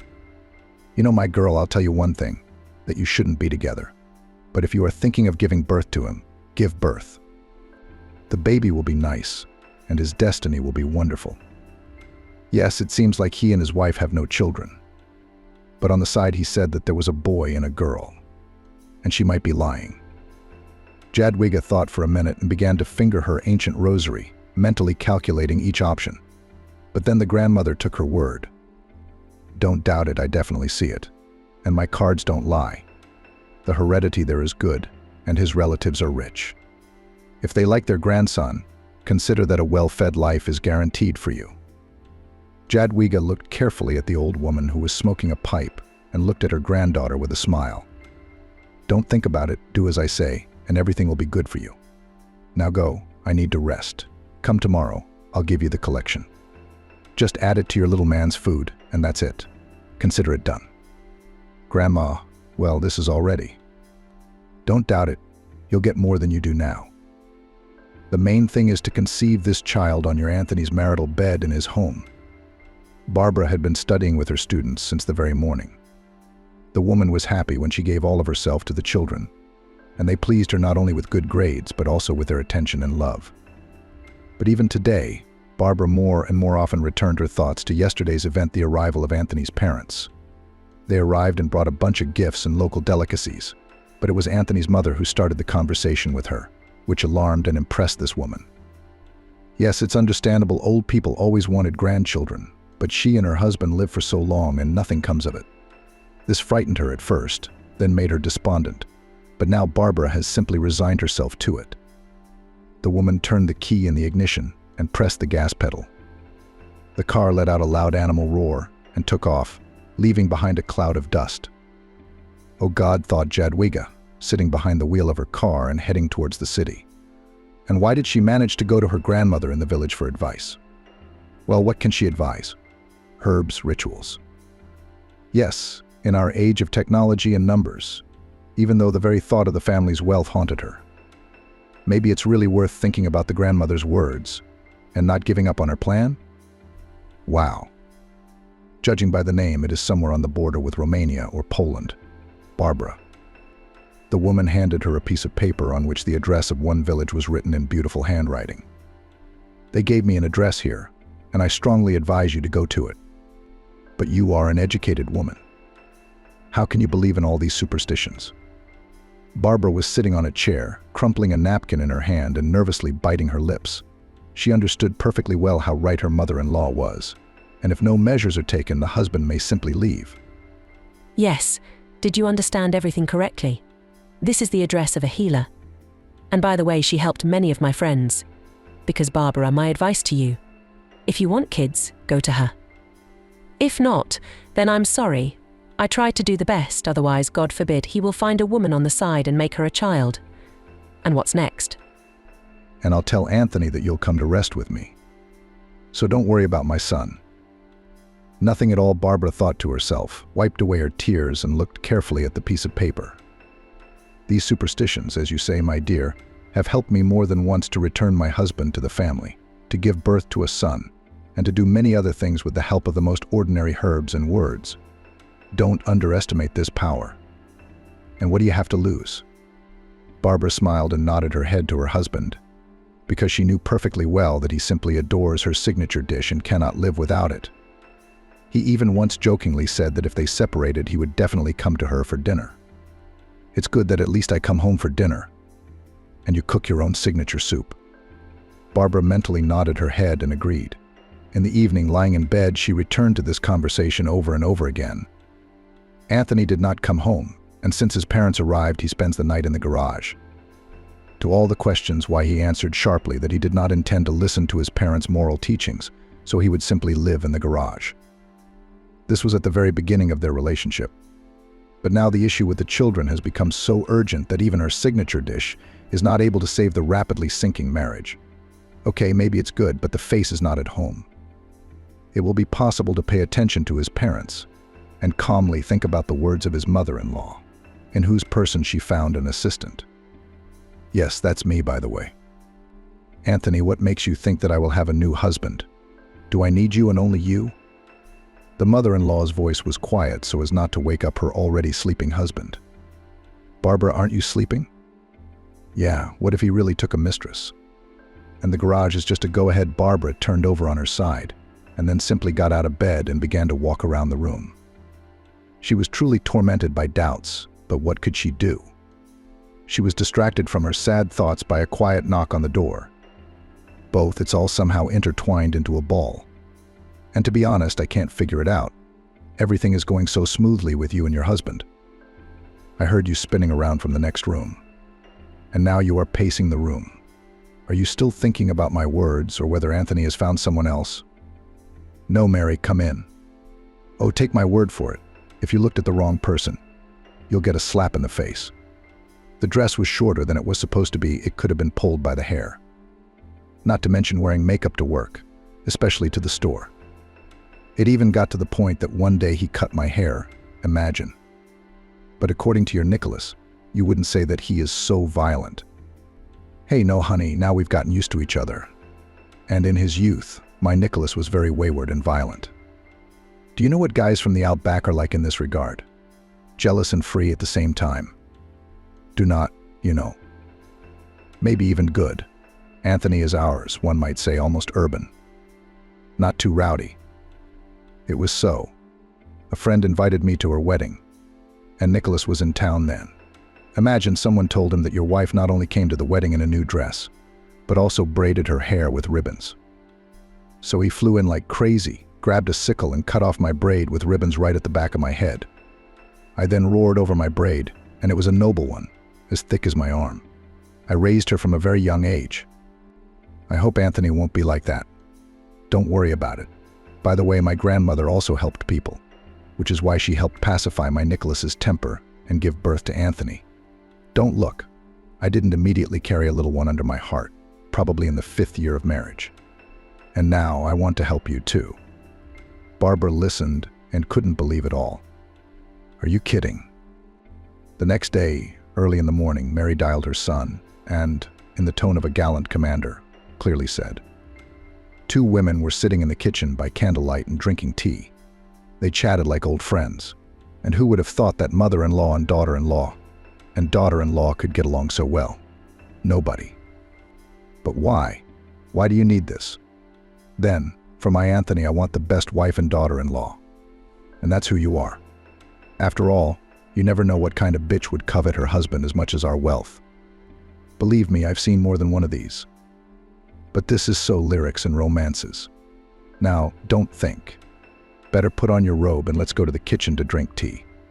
I brought one wonderful collection. It will help improve your sleep and calm your nerves. By the way, I need Barbara. And I'm temporarily taking her from your family nest. Apparently, the son said that he had already had breakfast. That's why she immediately posed the next question. Anthony, are you coming home for breakfast? Well, with your commanding tone, how can anyone argue with you? Take it. And let Barbara rest as much as she wants. Don't worry, son, you won't be left an orphan without food. I want to send the girl to a resort for a couple of days to relax. I hope not for long. Yes, in principle, it's not worth it. We have summer and holidays. True, first graders sometimes attend after-school classes, but due to the accumulated weekends and days off, I can find time during the week. But what will I tell her? I have never communicated with such people. Well, Barbara, now you are free like a bird for a few days, or even a week. By the way, if necessary, I will help you apply for sick leave at work. That's what we decided on. Don't worry, you'll find her right away. Barbara took a sip of aromatic tea and looked carefully at her mother-in-law, trying to understand and accept everything she was saying. Nothing. You just come to her, and then she will do everything herself. There are rumors about her that the old woman sees everything. The young voice of a handsome boy sounded right next to her ear, and Barbara jerked in surprise. Yes, don't doubt it, you're doing everything right. Within a few days, Barbara packed a small bag and called a taxi that took her to the station. Standing on the platform, she kept thinking, is she doing the right thing? Yes, maybe it's true Mary. It's better to do it and regret it than not to do it, and rack your brains over the missed chance. Are you in this carriage? Yes, I would be grateful. Sorry if I scared you. Do you need help with things? Yes, of course, I don't mind. Give me your bag. Wow, a damn dozen. But you are coming with us, dear lady, and our cheerful company will entertain you all the way, if you don't mind. Yes, 13th place. You are probably going on a hike? Barbara carefully inserted her word into the conversation of the young people.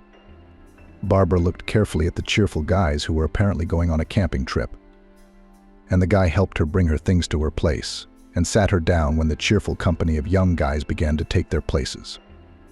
At that moment, the conductor looked into their compartment and sweetly asked if they needed a bed and whether they should serve tea.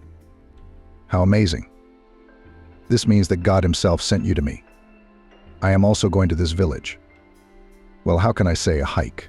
We fifth-year students are studying the culture of one fascinating region on the border of 3 cultures. And so we go to the village. We will collect local stories, ethnic groups, songs, as they say, the culture of the local indigenous population, and the 3 nationalities living in this region. Or rather, within the framework of one very interesting village for us. The conductor left, and the company continued to settle down in its places. Yes, God sent me these young people. It will be fun to ride. And if anything happens, they will show you what and where on the spot. But how to start an interrupted conversation, Barbara thought. Oh, thank you. This will be for dinner. And by the way, as you understand it, you are traveling in compartments for everyone? We arrive in the morning, almost before dawn. Don't worry, I'll wake you up. Now, if you'll excuse me, I'll bring bed linen and tea later. Yes, dear girl, said Barbara. Serve it. In the meantime, in return, I treated you to a pie from my grandmother. I am Barbara, as the Georgian queen, and apparently I am going with you. What is your name? Here I am, Oleg. And you, as I understand it, are going with us to the same village. But then the young man himself took the conversation in the right direction. Wow. We are directly pursued by success all the way to this region, Oleg said confidently, and he sat down more comfortably, preparing to listen. Apparently you have something to tell us. Yes, there is one thing. I think you will also find it interesting. Affairs? Yes, I don't mind. On the contrary, the support of young people is important to me. I really hope you won't laugh at me. That like this. An older woman believes in all this nonsense. Wow. It's as if God himself sent you to us. Can we go to her with you? It's true, we are interested in everything. But if you don't mind. Yes, they told me that there is in this village, somewhere even on its outskirts, an old woman who seems to be a healer, herbalist and witch all rolled into one. Young people, I just ask you not to laugh, but I need to get to her. Yes, you understand, young people. Maybe I'm wrong myself. Maybe it just happened this way, but my husband and I haven't been able to have a child for a year now. They seem to be healthy, they underwent examinations, but nature does not give us a chance to become parents. Maybe the problem is me. After all, my husband has a child on his side. But that's what they say, and I'm barren. My mother-in-law treats me as if she were her own daughter, but not at all. I'm afraid that my husband will leave for someone else, and she will give birth to a child, and I will remain out of work. Yes, and I intuitively feel that he has a mistress. I don't know how serious it is. Barbara closed her eyes for a minute and wondered whether it was worth exposing her own grief and problems to people's rumors. But at that second it burst through her. What can I say?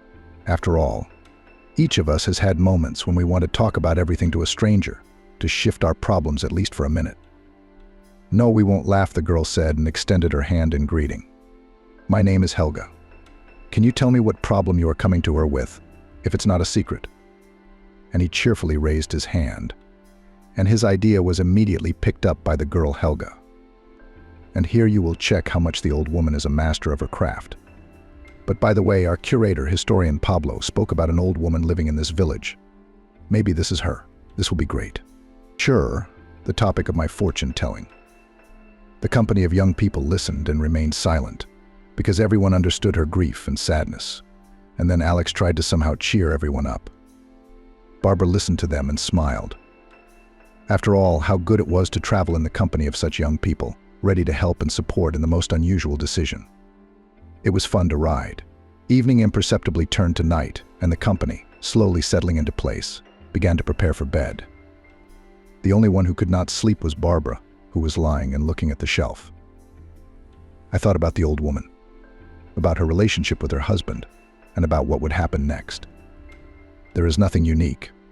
After all, this is all well-forgotten old stuff, said a guy with a thin beard that made him look like a deacon from the local parish from the top shelf. Then the topic of ancient rituals for pregnancy is mine. This, by the way, is very interesting, and as far as I know, no one has written it yet. So my work will be unique and inimitable. Maybe we shouldn't rush and act like this thoughtlessly. Your parents are probably at home, and I'm not interested in tumbling on my marital bed. The woman carefully pulled her lover away from her and looked into his eyes. And Anthony at these moments was hugging the other one with all his might, giving her caresses and kisses. I don't think this is a good idea. Yes, and I need to work.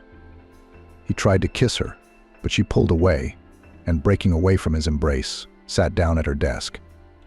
Jadwiga, but understand, my wife and I haven't slept together for a month. Yes, and I like you very much. You see, I need to get used to the idea that you and I will be doing this in the place where you slept with your wife. Just give me time.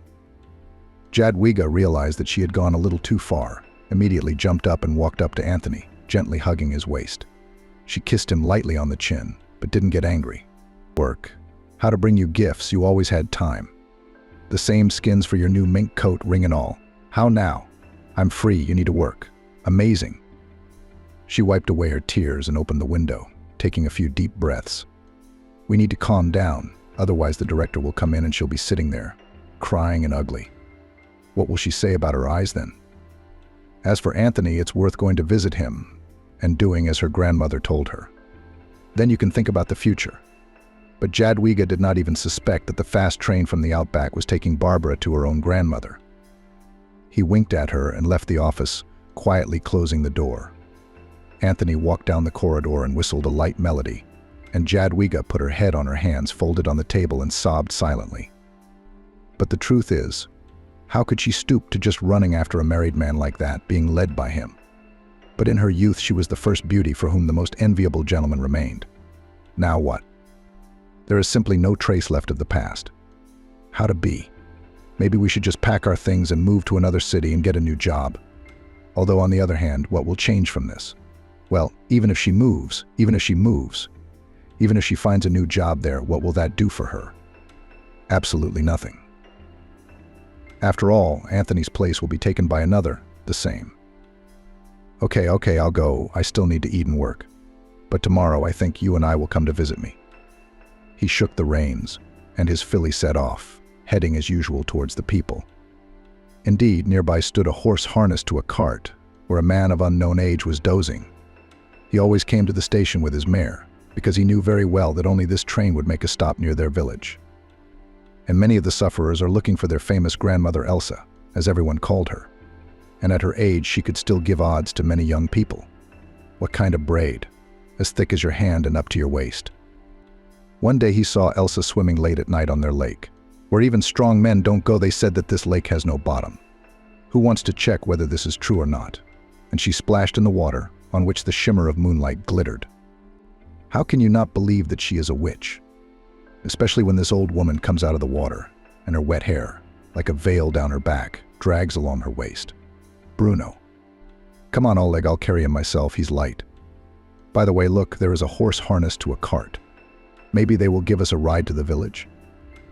Well, Barbara, our station, Oleg said when all 5 of them went out onto the platform early in the morning, when the sun had not yet risen, and the early fog covered the grass with a shroud. Now let's get your suitcase and think about what we should do. Thank you, Alex said and looked at his companions. You were sent to us by higher powers. No, my grandmother told me about you. And he burst into a very unpleasant laugh, which gave many goosebumps. But seriously, I'm here every morning, because they go to see our grandmother a lot, so that's how I earn extra money. Get into the cart, I'll take you in. If necessary, you can stay in my hut. I live alone, and the house is big. Yes to her. And you probably wait for such petitioners and sufferers every time. Young, good. By any chance, did you come to visit our Elsa? Does she have any relatives? Barbara inserted her word, trying to keep up with the young people and not be branded a prude. Well, how is it in the village? Rather, behind the village, go a couple of kilometers further inland to the forest lake. She lives on the edge of the forest and collects herbs there. And how far is it from you? Alex couldn't calm down and kept asking the man, and he answered very willingly. But I don't know what higher powers are. But since we came, it was certainly out of great need. Come on, sit down. There's no need for you to be cold. We'll come to me, give you some tea, and then to our grandmother's.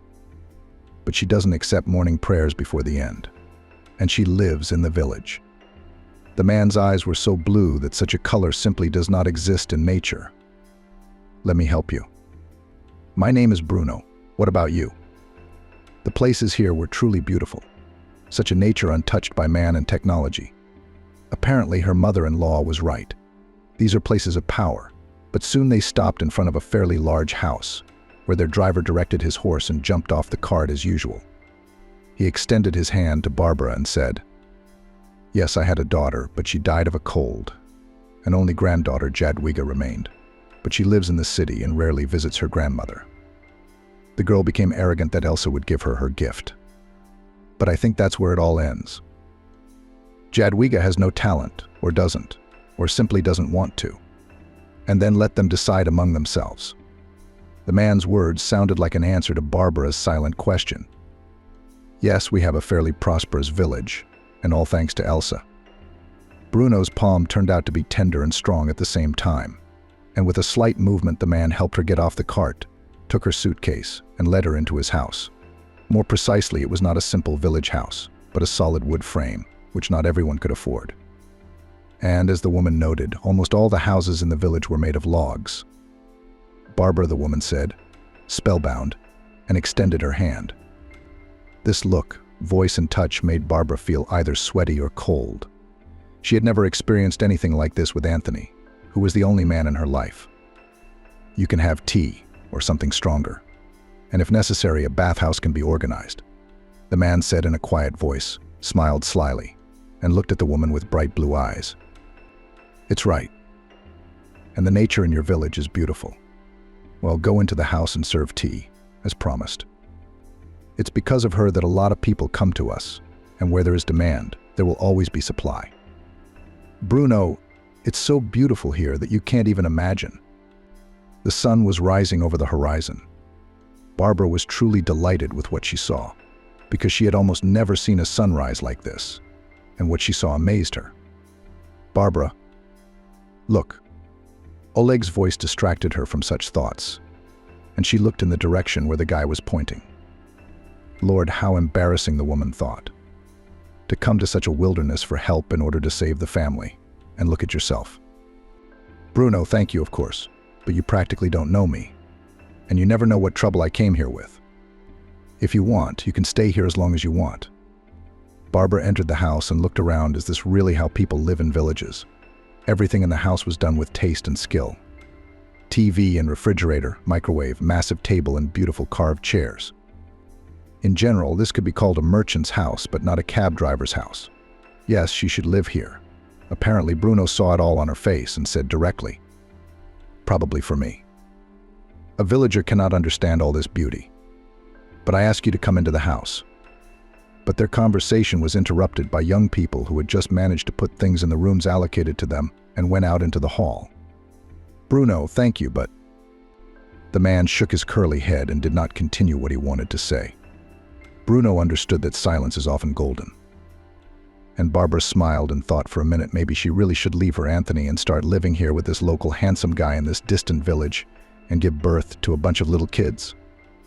God, how she wanted this to simply forget her past and come here. Yes, what a disaster.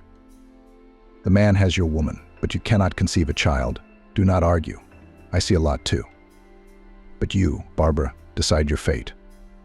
When will it be possible to see Grandma? This is what it is. But sit down. I'll put on the kettle and treat you to more honey than you've ever tasted in your life. Bruno, what about your famous tea? They say that you brew it with special herbs. Alex looked carefully at Bruno and Barbara and immediately understood everything, but did not show it. Eat up, girl. You, as a future mother, will still need strength, Bruno said and looked at her carefully. Wow. What smells?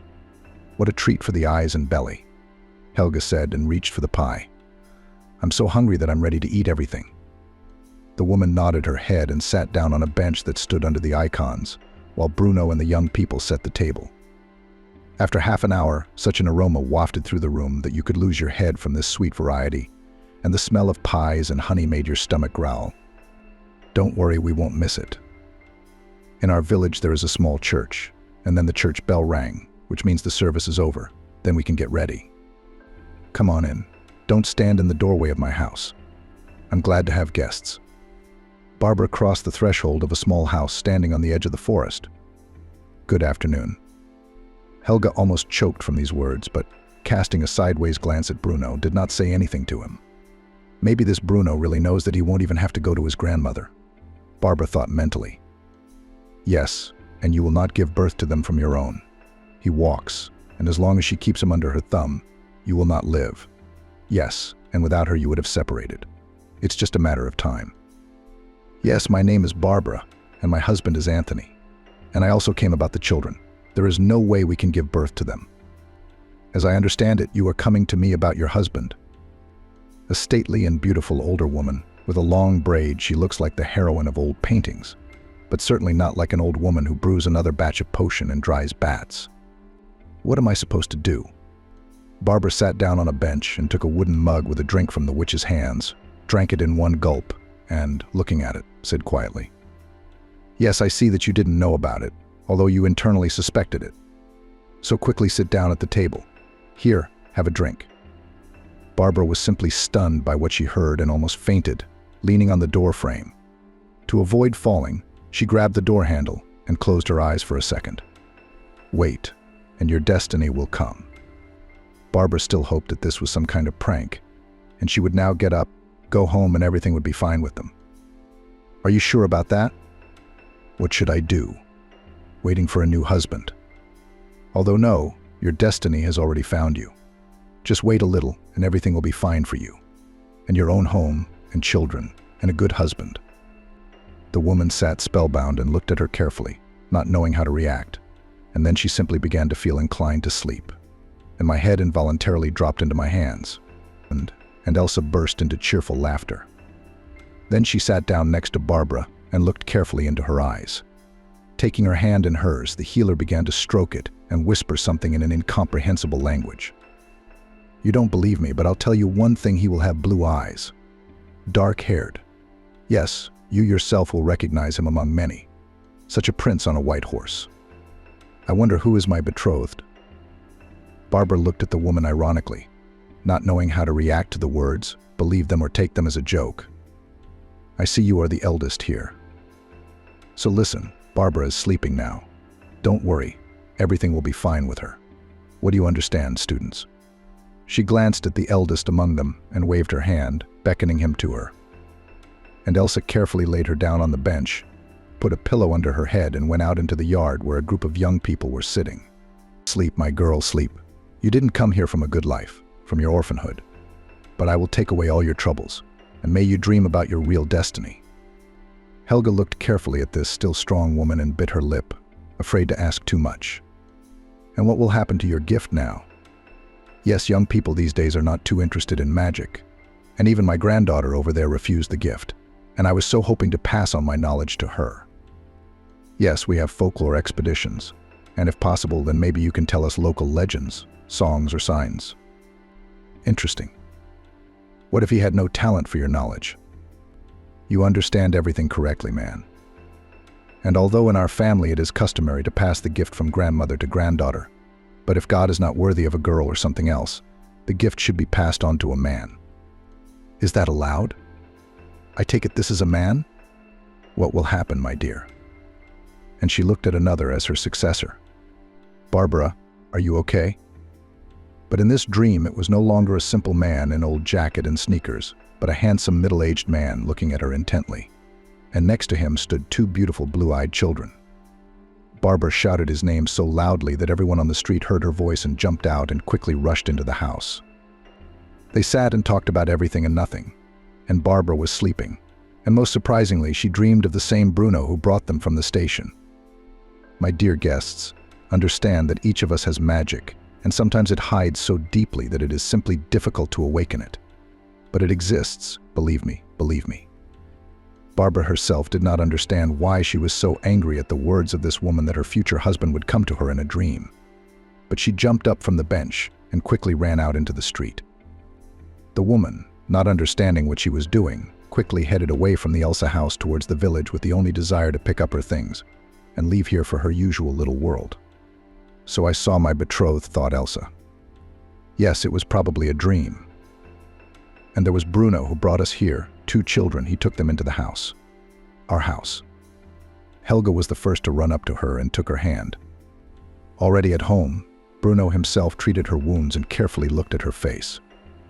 Forgive me, for God's sake, let's go, I'll treat your wounds. I have a first aid kit at home. It's not far from here, a few houses away. Bruno, who asked you to scare you like that? Now my knees are broken. Barbara, wait, where are you going? Bruno's voice sounded so unexpectedly that the woman tripped out of the blue and fell to her knees with all her might, painfully breaking her knee. Elsa said that there would be another, and this one was different. You, Bruno, came to me in a dream with 2 small children.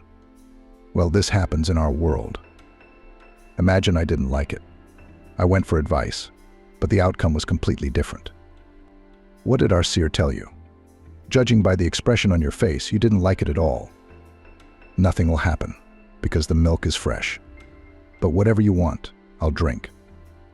Don't want. They've already given me something to drink in the morning. And after that, it turned out that you are my destiny. What will happen after this milk? And she nodded towards the table with her head. Drink this milk. Now Bruno himself was taken aback by what he heard and almost dropped from his hands the can of milk that he had brought from his neighbor. Is this really her, his destiny, which he has been waiting for so long, and which Elsa herself spoke about? This is the turn of events.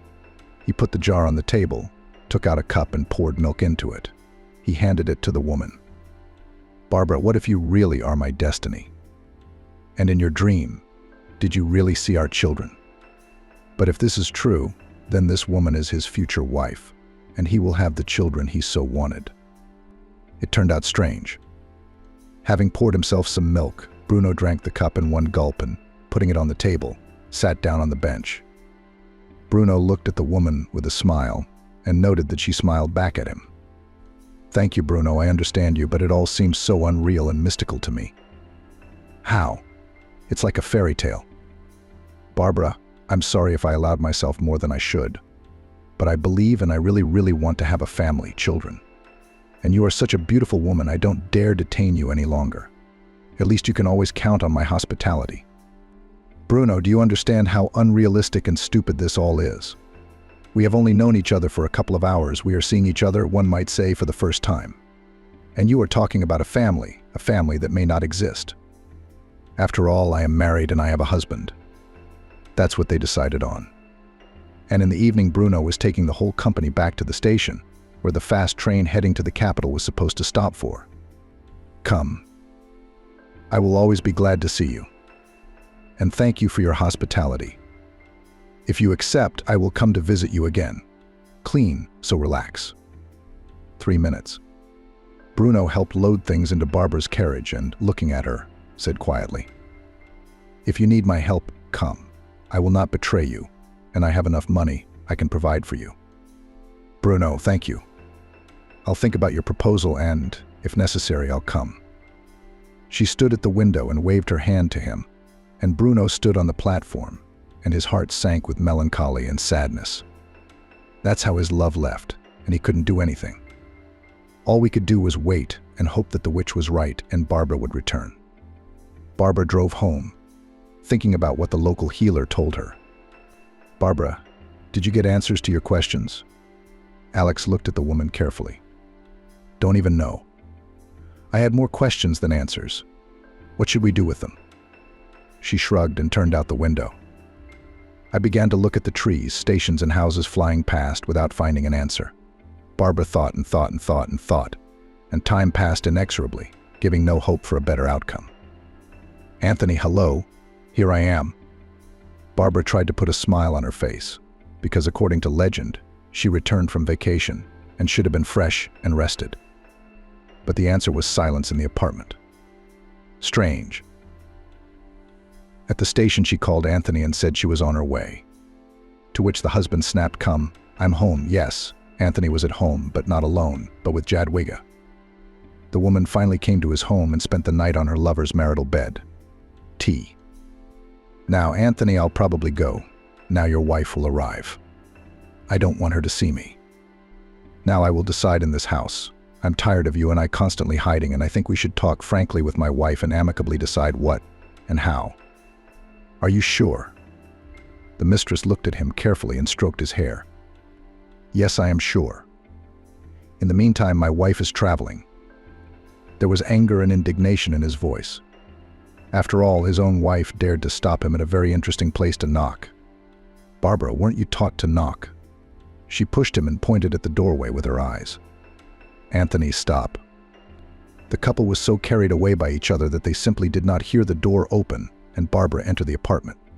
She called her husband, and without receiving an answer, followed the noise into her own bedroom.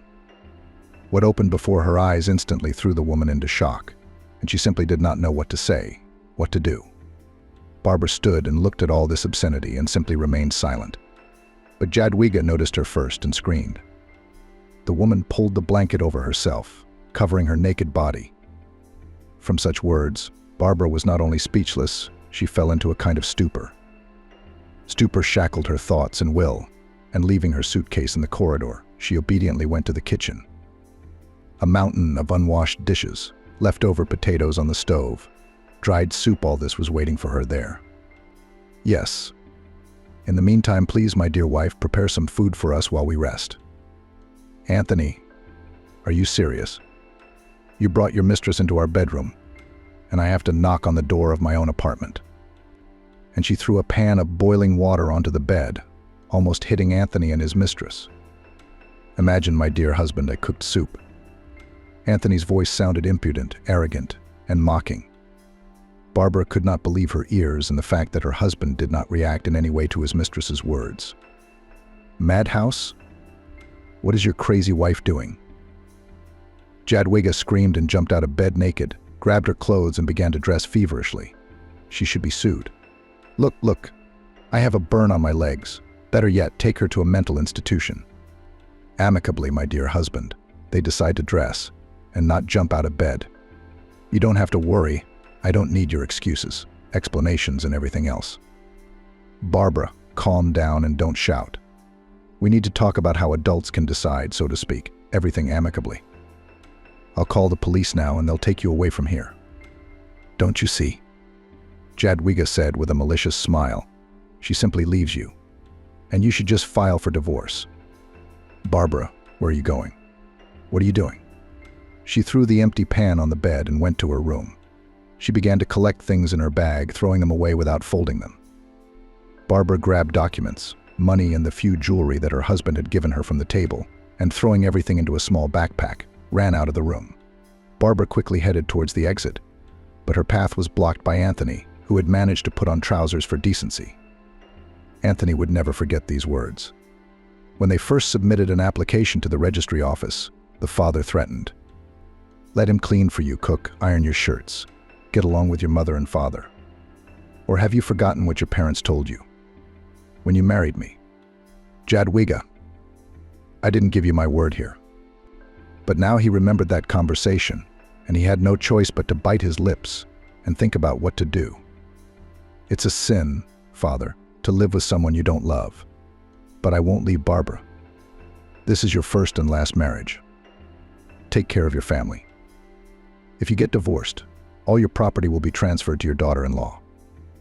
And it doesn't matter for what reason they would divorce, there will be no children, or the wife won't please. My mother and I will always be on my daughter-in-law's side. Moreover, Barbara Sirota, and to offend such people is a sin. Do you understand that it was a moment of weakness? Anthony tried with all his might to restrain his anger and not raise his hand against his wife, so as not to kill her. Jadwiga jumped out of bed at such words and, like a fish, gasped for air. She simply did not expect such a turn of events. It was not easy for her to accept the fact that her legal wife so easily accepted the very fact of betrayal, but also that this person has every chance of ending up on the street, and in the status of a beggar and homeless man. And who needs it? How is that? It happened. So minute that you had enough time to get from work and here. Anthony, don't try to tell me stories now. You have been with this woman for quite a long time, and thank God that everything turned out this way. Jadwiga, of course, blatantly lied about everything, trying to downplay the importance of Anthony in her life, as well as the volume of financial investments in her. Jadwiga, you are a grown woman. You were simply used. You satisfied your own ego, and that's all. Or did you think that he would give up his wealth for you? Never. Has he ever given you a valuable gift? No, I didn't give it. Only a bouquet of lilies of the valley, and even then from our city flower bed. Jadwiga could not forgive anyone for disgracing her like that, and not even allowing her to get a word in. Barbara came out of the entrance and looked carefully. Yeah, there's Anthony's car. The neighbors on the bench have been gossiping since the very morning the kids have been scurrying around in the sandbox. The woman put her backpack on the bench and thought for a minute. Where should she go? No, as a last resort, you can, of course, call your mother-in-law and ask to stay with her for the first time. Barbara stopped for a minute and mentally wondered if she had taken everything, if she had taken all the most valuable things. You see, did you want to cheat him out of money? Barbara, I ask you, let's talk quietly and calmly. Let's talk like adults and reasonable people. Apparently, the showdown with Jadwiga was serious. Look, her husband's face is so red. The anger makes my eyes flash like lightning. He looked for Barbara, and when he noticed her on the bench, he exhaled with relief and approached, trying to speak as calmly as possible. Barbara didn't even know how and what to do next, because Anthony knows where she lives, or rather she lived before, and where she works. For the sake of money, he will pester her with his visits, ask for forgiveness, and try to return her. But no, I won't let you interfere in my life. What if you return to the village, to that same Bruno, to his log house, and stay there forever? Barbara thought to herself and sat down on the bench for a minute. But then the front door slammed and Anthony ran out into the street, all disheveled and angry.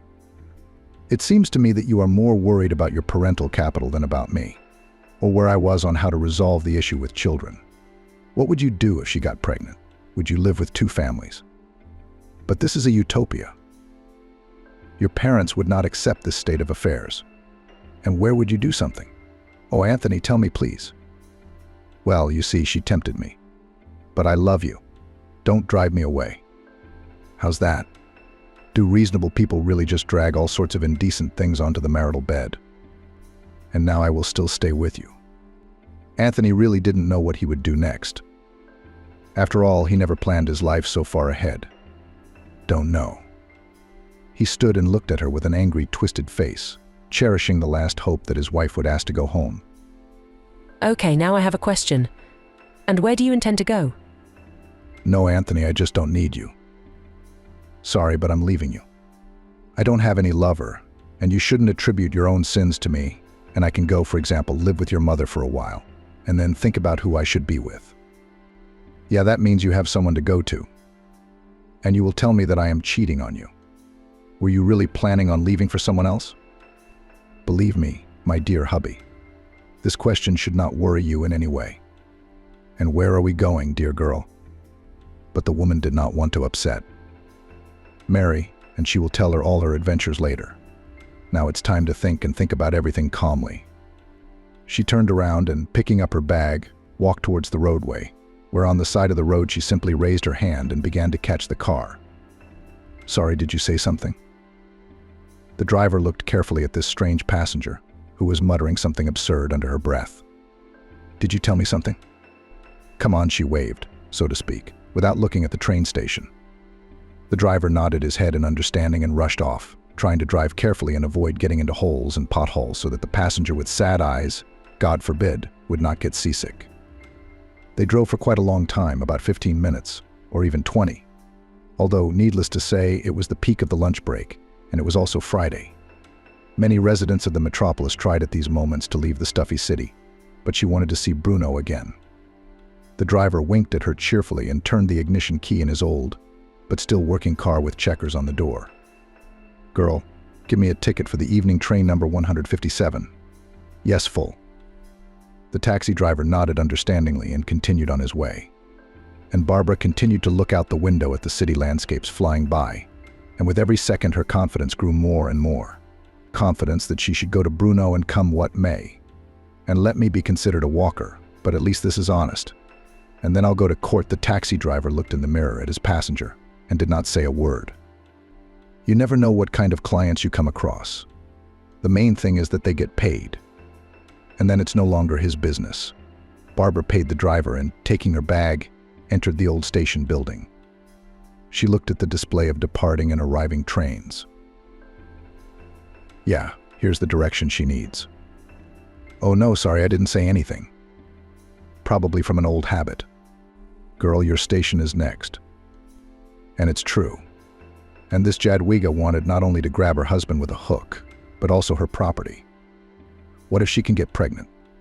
Barbara tossed and turned in bed all night with such thoughts, but could not sleep a wink. Just before dawn, she went out into the vestibule and began to look out the window. Forest, fields, power lines, all this flashed before her eyes, like her own life, gray and joyless. And I really wanted normal human relationships, warmth and comfort. When the ticket was in her pocket, Barbara realized how hungry she was. Yeah, from one train to another. And I didn't even have time to change clothes, eat, or take a normal shower. That's why she wildly wanted to throw off her dusty clothes, stand under the stream of hot water and wash away all her sorrows and sorrows. But in the evening, Barbara sat comfortably in her compartment and, taking out a mirror, carefully looked at her reflection. It's good that I at least washed my face in the toilet, otherwise I would have walked around looking tired and exhausted. It's such a pity that she didn't take Bruno's phone.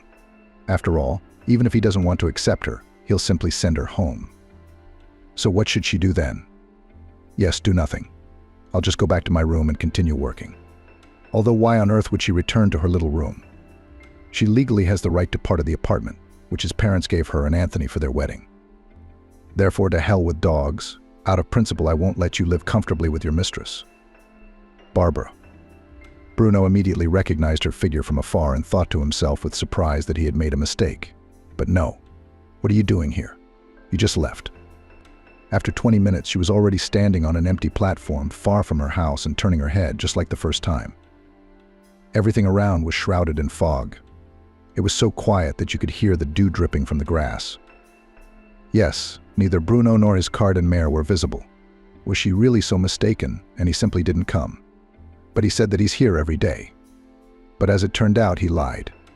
Barbara stood and almost cried. But then in the distance she heard first quiet, and then more and more distinct clattering of hooves. And now the cart appeared. Has he really arrived? Didn't you lie? The conductor handed her a ticket and smiled sweetly. So all my life on wheels. The carriage is her home, Barbara thought. But apparently everyone chooses their own destiny. It's nothing you can do. Yes, sure. I see you are alone here, there is no one else. Then get on the cart, and let's go. The man helped her sit more comfortably on the cart and lightly spurred his mare. Now they were driving in silence, not saying a word. Barbara tried to squeeze out a smile, but it came out somehow crooked and askew. Bruno, is your proposal that you can stay in the village relevant? Why did I come here? You know, your healer was right. And my husband is not just walking around, but he also managed to bring his mistress into our house, put her on the bed, and asked me to make them some soup. Barbara, can I ask a question? And what could we talk about? Bruno understood that Barbara had not come here again out of a good life and asked to stay with him. And the woman felt uncomfortable explaining something along the way. Elsa's voice sounded right next to his ear, causing the man to tremble so much that he almost spilled the glass of tincture. You're still standing there drunk, Bruno. Yeah, thought Bruno, this woman has nothing good. Apparently, she really didn't come here out of good happiness, but that means Elsa was really right. This woman is his destiny. That's exactly what she said in the evening, when Barbara had already left. And he drank quietly alone in his own kitchen. And the healer nodded at the bottle of cloudy tincture that stood in the very center of the table. Yes, with what woman? Except with this little white one. Elsa. You walk like a cat. At least cough at the threshold for decency. What if I'm with a woman? That's not all, said the old woman. I had a vision that Barbara would arrive tomorrow. So you should be at the station as usual. Understood me? Well, tomorrow will be a normal morning, that's all. You shouldn't get drunk. Look, you'll still sleep through tomorrow morning. Let's argue. If he comes, you will take me as godmother to your child. Are you sure about this? And if she doesn't see it, then what? She didn't even look in my direction. And you say that she will come to me? I understand. I haven't drunk my brains out yet. But why would Barbara come back? She didn't believe a single word you said. Well, whether you believed it or not, it's none of your business. But she will most likely believe her own eyes when she comes home and sees her husband in bed with his mistress. Better stop drinking and go to bed. Tomorrow will be a new day and a new life. He hugged the old woman, and she patted him on the back and spoke quietly. Yes, deal. If so, then I will carry you in my arms for this. Just recently I couldn't even imagine that you would come, but now you're here. Bruno, do you believe Eliza? Do you believe what she says? Why not believe? True, from the very morning Bruno kept doubting whether he should go to the station or not. After all, the witch did not receive on Mondays and the people knew it. But now maybe it's not worth going. Looking at his reflection in the mirror, the man ran his hand over his stubble. No, I'll probably go. Now I'll go and shave and go now. All this flashed through his head in a matter of seconds. And Bruno, quietly nodding at the mare, glanced sideways at Barbara. She too was silent, mentally recalling how she found her husband in bed and that his mistress turned out to be a Polish woman. No, Barbara, you definitely won't leave here now. And if you are embarrassed by the fact that you will live with me as a guest, then I can tell you right away, marry me, and you will be a full-fledged mistress in my house. And I myself asked to live with you. Is that what you wanted to say, Bruno? If you don't want me to live with you, then stop your horse. I'll go back. He wanted to say that she herself asked to stay with him, but he bit his tongue just in time. Barbara, where are you? Bruno has been calling me since the morning. He says you're missing. No, you are neither at work nor in your room, in the dorm. Yes, Mary. Harry. The woman looked sideways at Bruno and was just about to say something when her mobile phone rang. Looking at the screen, Barbara picked up the phone. But I didn't really like what she told me the first time. Oh, how can I tell you, Mary Pavlovna, your son definitely has a mistress, and I want to divorce him. For the second round. How can we understand what is actually happening? Were you there or not? And now I'm going for the second round to the village where the healer Elsa lives. Are you sure about this? I'm going to the village, and I'm thinking of staying here for a while. But where are you now? That's right, Barbara. But please call me. Do not get lost. Of course, I understand that my son is not perfect, but I would not want to lose a daughter-in-law like you. Yes, just don't get me wrong. It's hard for me to forgive betrayal. I need to think and make a decision with a calm mind. My mother-in-law understood that nothing could be solved by shouting and swearing, so she tried to speak calmly. Did she, mother-in-law, call? Barbara hung up the phone and looked into the distance. The first rays of the morning sun illuminated the wheat field, and a light breeze made the ears look like a gentle sea. This is the truth, how fate can put everything in its place. The mother-in-law turned out to be closer to her husband and mother, and the stranger simply took him in and sheltered him in his house. I heard you, and thank you for everything that you have done and are doing for me. She probably asked you to come back? Yes, she said that Anthony was looking for me. Bruno looked at the woman carefully, trying not to show his excitement. Not for long. Just believe me, we need to think about the situation a little now. And in a few days I'll just file for divorce. That's all. Bruno wanted to ask what about us, but he bit his tongue and turned his horse towards his house. Ready. But may I ask, how long will this sweet lady remain married? Oddly enough, but no. After all, he understands I don't have the character to forgive betrayal like that. But you, Bruno, are still ready to host a married lady. Yes, I had a woman when I was young, but it probably didn't work out. But I don't abandon my daughter, I help her. And if you want, I can introduce her. Do you have a daughter? Barbara looked at the man in surprise. He opened the gate and led the horse into the yard.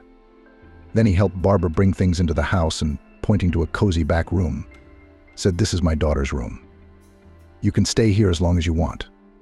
Which one exactly? To meet my daughter, or... Yes, we should probably get to know each other, but a little later. And to be honest, Bruno, I don't even know how to react to your proposal. Bruno's words startled her. But the woman just smiled and answered. Elsa's words behind them made both of them flinch. He will only be glad of this, or remain a full-fledged mistress in your house. Nothing. I always say what I see, and it always comes true. Anyway, on the occasion of your arrival, I brought you a cake. I baked it myself. Knew you'd be back, Barbara. I wanted to come to you later, but I got ahead of you. You are back after all, Barbara. So I was right. Yes, and you were right. But you are a couple that fate brought together. And you shouldn't deny this. Bruno will make you feel good. But if in doubt, don't rush into a decision. Just wait and see, and your Anthony will show his true colors. And then you will finally make the right decision. Wow, just wedding. But we are not husband and wife yet. Barbara looked carefully at a real masterpiece of culinary skill with pigtails, curls with 2 doves on top. Anyway, which have not be avoided. By evening, Barbara had gotten a little comfortable in the house, laid out her simple belongings, and having prepared dinner, sat down on the veranda. Yes, Barbara, and if you want, then come to my place for tea tonight with Bruno. Barbara nodded her head silently and turned her gaze to Bruno, who also looked at her incomprehensibly. Elsa turned around and went to the gate, and the man and woman stood at the porch of the house and, dumbfounded, looked after her. You see, this is a kind of production, an entourage or something, but nothing more. Believe me, Barbara, this is all the man gestured around the house and the farmstead with her predictions and help. You can be sure of this. Do you have a car? What about the horse and cart? Why don't you drive a car? How do you like it, Barbara? In my house, if you need something, you always say, "We won't buy it in our store." This way you can go to the city. I have a car in my garage. Here is the familiar little hut again. grasses on the walls, sedge on the floor. Everything here breathed with a certain mystery, about which epics and fairy tales are written. But you can ask her this. It's time for us to get ready for a visit. Yes, I'll try. But Bruno, tell me, what did Elsa mean when she said that my husband would show his face? Wow. Elsa, can I ask a question? What did you mean when you said that my Anthony would show his true colors? But really, should I be afraid of physical harm from him? Or will Anthony, as always, limit himself to a verbal skirmish? But why is it not enough? I have one like this in my house. Apparently he just decided to go for a walk. Or, as always, he went out hunting for mice. It's so fairy tale-like here. Perhaps the only thing missing is a black cat. She really was scared. After all, you never know what you can expect from an angry husband. But I hope he won't harm me. Yes, you see, Barbara, your Anthony is not as simple as it might seem. But I won't tell you anything yet. You must see everything for yourself with your own eyes. Don't worry, Barbara. I'm also difficult and will always protect you. Do you understand me? Barbara nodded her head, but the anxiety did not go away. The unknown scared her. But the woman's anxiety was also noticed by Bruno, who simply took her hand and, leaning towards her face, spoke quietly. Don't worry, he won't cause any physical harm to you or anyone else. But you will see everything for yourself later. Wow. Wow. You, Bruno, have a biography. But, Barbara, I'm sorry if I scared you, but I'm really not a mama's boy or some guy from the village. I have a higher education, 3 diplomas, and work in a hospital. As fate would have it, he even became a novice in a monastery. But now I live here. His voice sounded different, not the same as always, but confident and tough. There was a sense of animal strength in him. This sent goosebumps down Barbara's arms, and looking at them, the woman noticed how the hairs stood on end. She simply nodded her head, mentally agreeing. But why lie to yourself? It was so nice when a man solves all your problems, when he takes responsibility for his own woman, home, and in general. But apparently Bruno's intonation somewhat frightened Barbara. And noticing the expression on her face, the man immediately spoke, quickly softening his intonation. Anthony, why do you need this? Well, you have your polished girlfriend, so live with her. I will file for divorce myself. You don't have to worry. Barbara, where are you? The once beloved husband asked without words of greeting. Barbara still wanted to say something when at that moment she received a call. Yes, someone knows how to interrupt a conversation, the woman thought.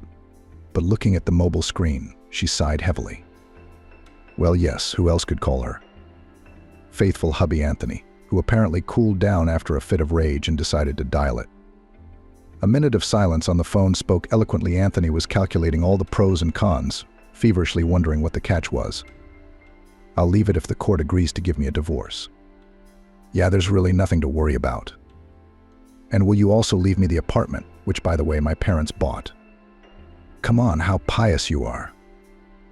The woman heard her husband's heavy, angry breathing on the phone, and could not understand how until now she had not noticed all this. All his anger and greed and lust. God, how blind she was. And why are you silent? Or do you have nothing to say?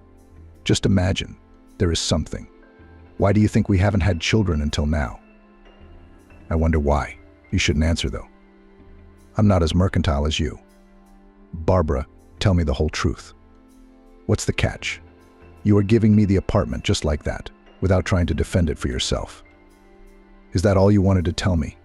Said Barbara, surprised that she had not yet fainted from what she heard. No, all this time I gave you one special herbal decoction, and thanks to it you could not get pregnant. And why? I didn't need a wife like you. You were picked up on the street like a puppy, warmed up and given a successful marriage. But why do I need a wife without family and tribe? A beggar who could not give anything to me and my children. My dear husband, it's all my fault. That's what you always said. Did your husband call? Bruno looked at her carefully and nervously fingered a black rosary with a cross hanging on it in his hand. Barbara simply pressed the end button, not wanting to continue this conversation any further. She leaned her head against the warm wood of the house and closed her eyes. Lord, what an idiot and a brute she lived with all these years. And she firmly believed that he loved her, that everything would be fine with them. Yes, Anthony shouted into the phone. Tell me, maybe I can help you with advice. Elsa, you can't imagine how hard my soul is right now. I just don't know how to live with this anymore. Yes, he threatened. And you are right, and Elsa. He gave me a very, very unpleasant surprise. So to speak, he opened his eyes and showed his own black insides. Elsa smiled and, raising an eyebrow, looked at the woman, as if asking, and what did he tell you there? Barbara sat with her eyes closed and didn't know whether to tell them or not everything that Anthony had told her.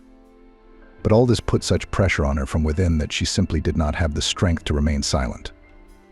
You see, all this time while my husband and I lived, he slipped some herbs into my food or drink. I don't know where, and I couldn't get pregnant. And all this time, my husband bullied me and reproached me for being infertile, for not being able to consider myself a full-fledged woman and mother. Bruno sat closer to Barbara and took her hand in his. But the woman didn't even notice it. And I, if necessary, with my fists and a gun. Do you think I can have children? What are you saying? Nothing, Barbara, believe me. Every poison has its own antidote. Me and Bruno will help you feel good again. A tear quietly rolled down her cheek, but only Elsa noticed her, who sat down next to her and quietly stroked her hand. Don't be surprised. We have ethnotourism at the highest level, and my experience and knowledge help the villagers get on their feet, earn an honest living, and show guests a different side of village life, and ancient wisdom. An hour later, the company went to the local lake, where almost the entire village had actually gathered. Wow, Barbara thought, looking around. There were tents with benches and tables around the lake. A variety of foods were cooked over an open fire, and there were trays and refrigerators with drinks and sweets. There was no crowd of young people. And you don't need to understand me. With these words, I conjure fear and sadness. But Bruno will bring water from my stream and we will drink tea. And then everything will be fine with you. By the way, let's go to the forest today. Can you help me find a fern flower? Today is the night when your deepest desires can come true. Swing? Doom. Barbara, we also have swings installed on the field. Let's go for a ride. Honestly, I couldn't even think. He grabbed her hand and pulled her into the field, where indeed a high swing had already been installed and people were crowding around it to take a ride with the breeze. Barbara and Bruno rode on boats, laughed like children, enjoying the wind in their hair, the night sky, and the fact that they could surrender to the holiday like this and not think about anything. And Barbara rejoiced like a child, not at all reproaching herself for being able to rejoice and enjoy freedom. Yes, these type of boats on high poles. Believe me, it's very exciting. The woman's surprise knew no bounds. Bruno looked at her carefully and gently pulled her towards him, putting his arm around her shoulders. Because why? I feel as good today as I have never felt in my life. And I'm not even the least bit ashamed of my actions. Because I left my husband. I'm not even angry at him for his words, but for what he did. Barbara, of course, I'm glad that you allowed me to kiss you. But let's not rush. Bruno leaned over and gently kissed her mulled wine-sweet lips, lightly and unobtrusively, trying not to frighten off such a moment of trust. The man was afraid that Barbara would push him away. But either nature or herbs or wine made her more pliable to her desires, which she always suppressed in herself, forcing her to respond to his kiss with a passionate and demanding kiss. Because I'm finally free. Then maybe we can go make wreaths and float them on the water. But no, don't think anything like that. You are a beautiful woman. I like you very much. But I don't want you to regret your momentary weakness later. Barbara pulled away from Bruno but did not let go of his hand, but turned around and pulled him towards the lake. And this is what a man tells me. It's strange, usually it's the partner who has to say it. Good morning, Barbara. They wove wreaths, threw them into the water, picked flowers and rejoiced at the night, like children lying on the grass and counting the stars in the sky. Let's go. Yeah, I don't know, Bruno, what came over me yesterday. Probably your tea or local mulled wine. But I admit, it was the best day of my life. But Bruno, there is no need to spoil such a wonderful morning. Let's put this aside for a while. Weren't we asleep? No. You don't have to worry about this. We were by the river, weaving wreaths, counting the stars in the sky. You leaned on my shoulder and just fell asleep. Why didn't I bring you home? Well, because you asked me to take you here. Here is the answer to your question. How did we end up here? Bruno lay leaning on his hand and looked at her with a smile. Bruno, I hope you and I didn't sleep yesterday. I wanted to ask Barbara, but I didn't dare ask such a frank question. Bruno helped his unexpected night companion get up and led her home again. They walked along a field path, smoothly turning into a rural road, and chatted about nothing. And Barbara more and more often caught herself thinking that she felt wildly, to the point of pain in her heart. She always wanted to walk like this, talk, and not think about anything. Oh, that already sounds great. Then come on, get up. I'll prepare you a real rural breakfast at home. Then I propose to meet the dawn in the field every morning. How do you like this idea? Unless, of course, you sleep until noon. Is it true? Yes, you know, Bruno, I want to tremble in my knees and just walk like that and not think about anything. Barbara, what are you thinking about now? Bruno looked carefully into her face, hidden under the flowers of yesterday's flower. Yes, you just shine from the inside. Oddly enough, Barbara's ex-mother-in-law came to their wedding and was sincerely happy for her former daughter-in-law. She even asked Barbara for forgiveness when she was leaving and asked to come visit them. And it's true. What can I say? Fate itself brought these two together. It was brought together in the most mysterious way when, a month after they met, Barbara and Bruno soon got married, and the local priest married them in an ancient wooden church, where many people from the village and surrounding towns came. This was the first wedding in this temple. And the clergyman himself said then, by combining this couple in a legal marriage, we launch into our hearts not only love, but also the piety of our Lord, love each other, be fruitful, and live happily ever after. No, and I don't sleep until noon. That's why I like the idea itself. Well, how can I tell you? Anthony probably loved her in her own way. But you yourself understand that you have nothing, because your parents gave all their property to Barbara. Why do I need this? If we had children, where would we live? In my apartment?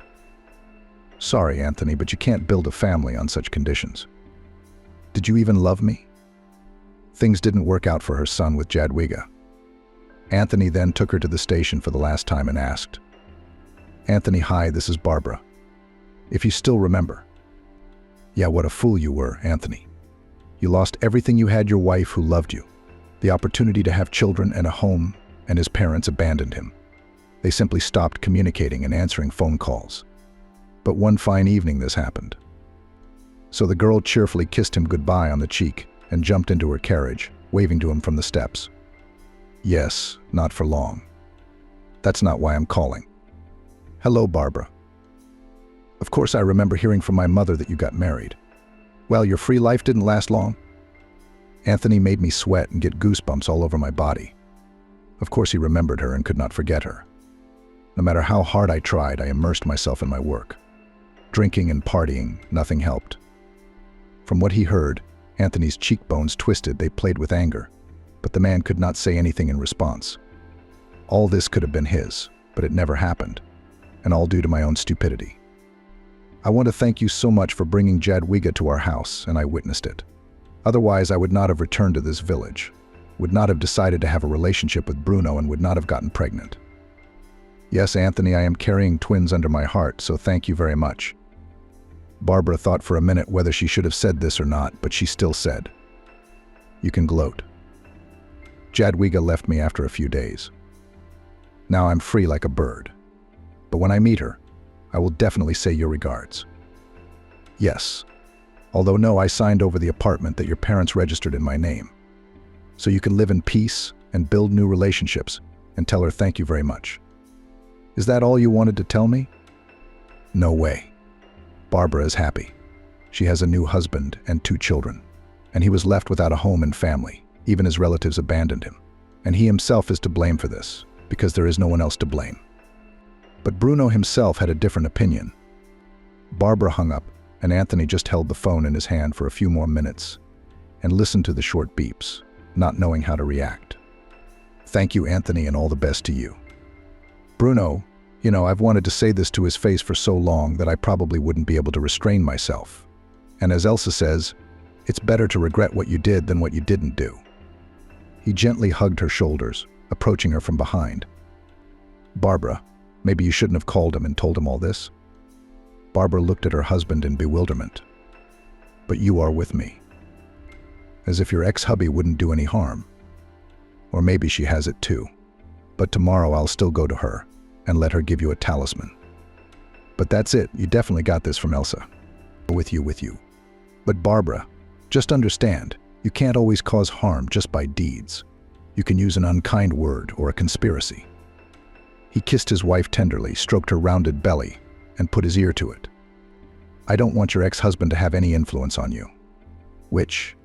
Let's ask Elsa. She will be our godmother, so let her give the boy a name herself. The woman smiled and looked at her husband. This issue has been on their agenda for a long time. And if they decided on the name for the girl Mary, in honor of the former mother-in-law, then they did not decide on the name for the boy. Barbara, the children are already knocking their feet, asking to be brought into the world as soon as possible. And it's definitely a boy. By the way, what did we decide with the names? They stood on the shore of the lake and watched how the sun set in the field, how the winter sun hid behind the rare branches of still bare trees. Barbara was happy that now she had a person next to her who would not just say, "I'm with you," but also protect her, lend her shoulder, and protect her from problems. And may everything be fine for everyone, even Anthony. Barbara nodded her head in agreement with her husband and kissed him tenderly on the cheek. And really, is it worth arguing with the man you love when everything can be resolved with the help of a wonderful godmother?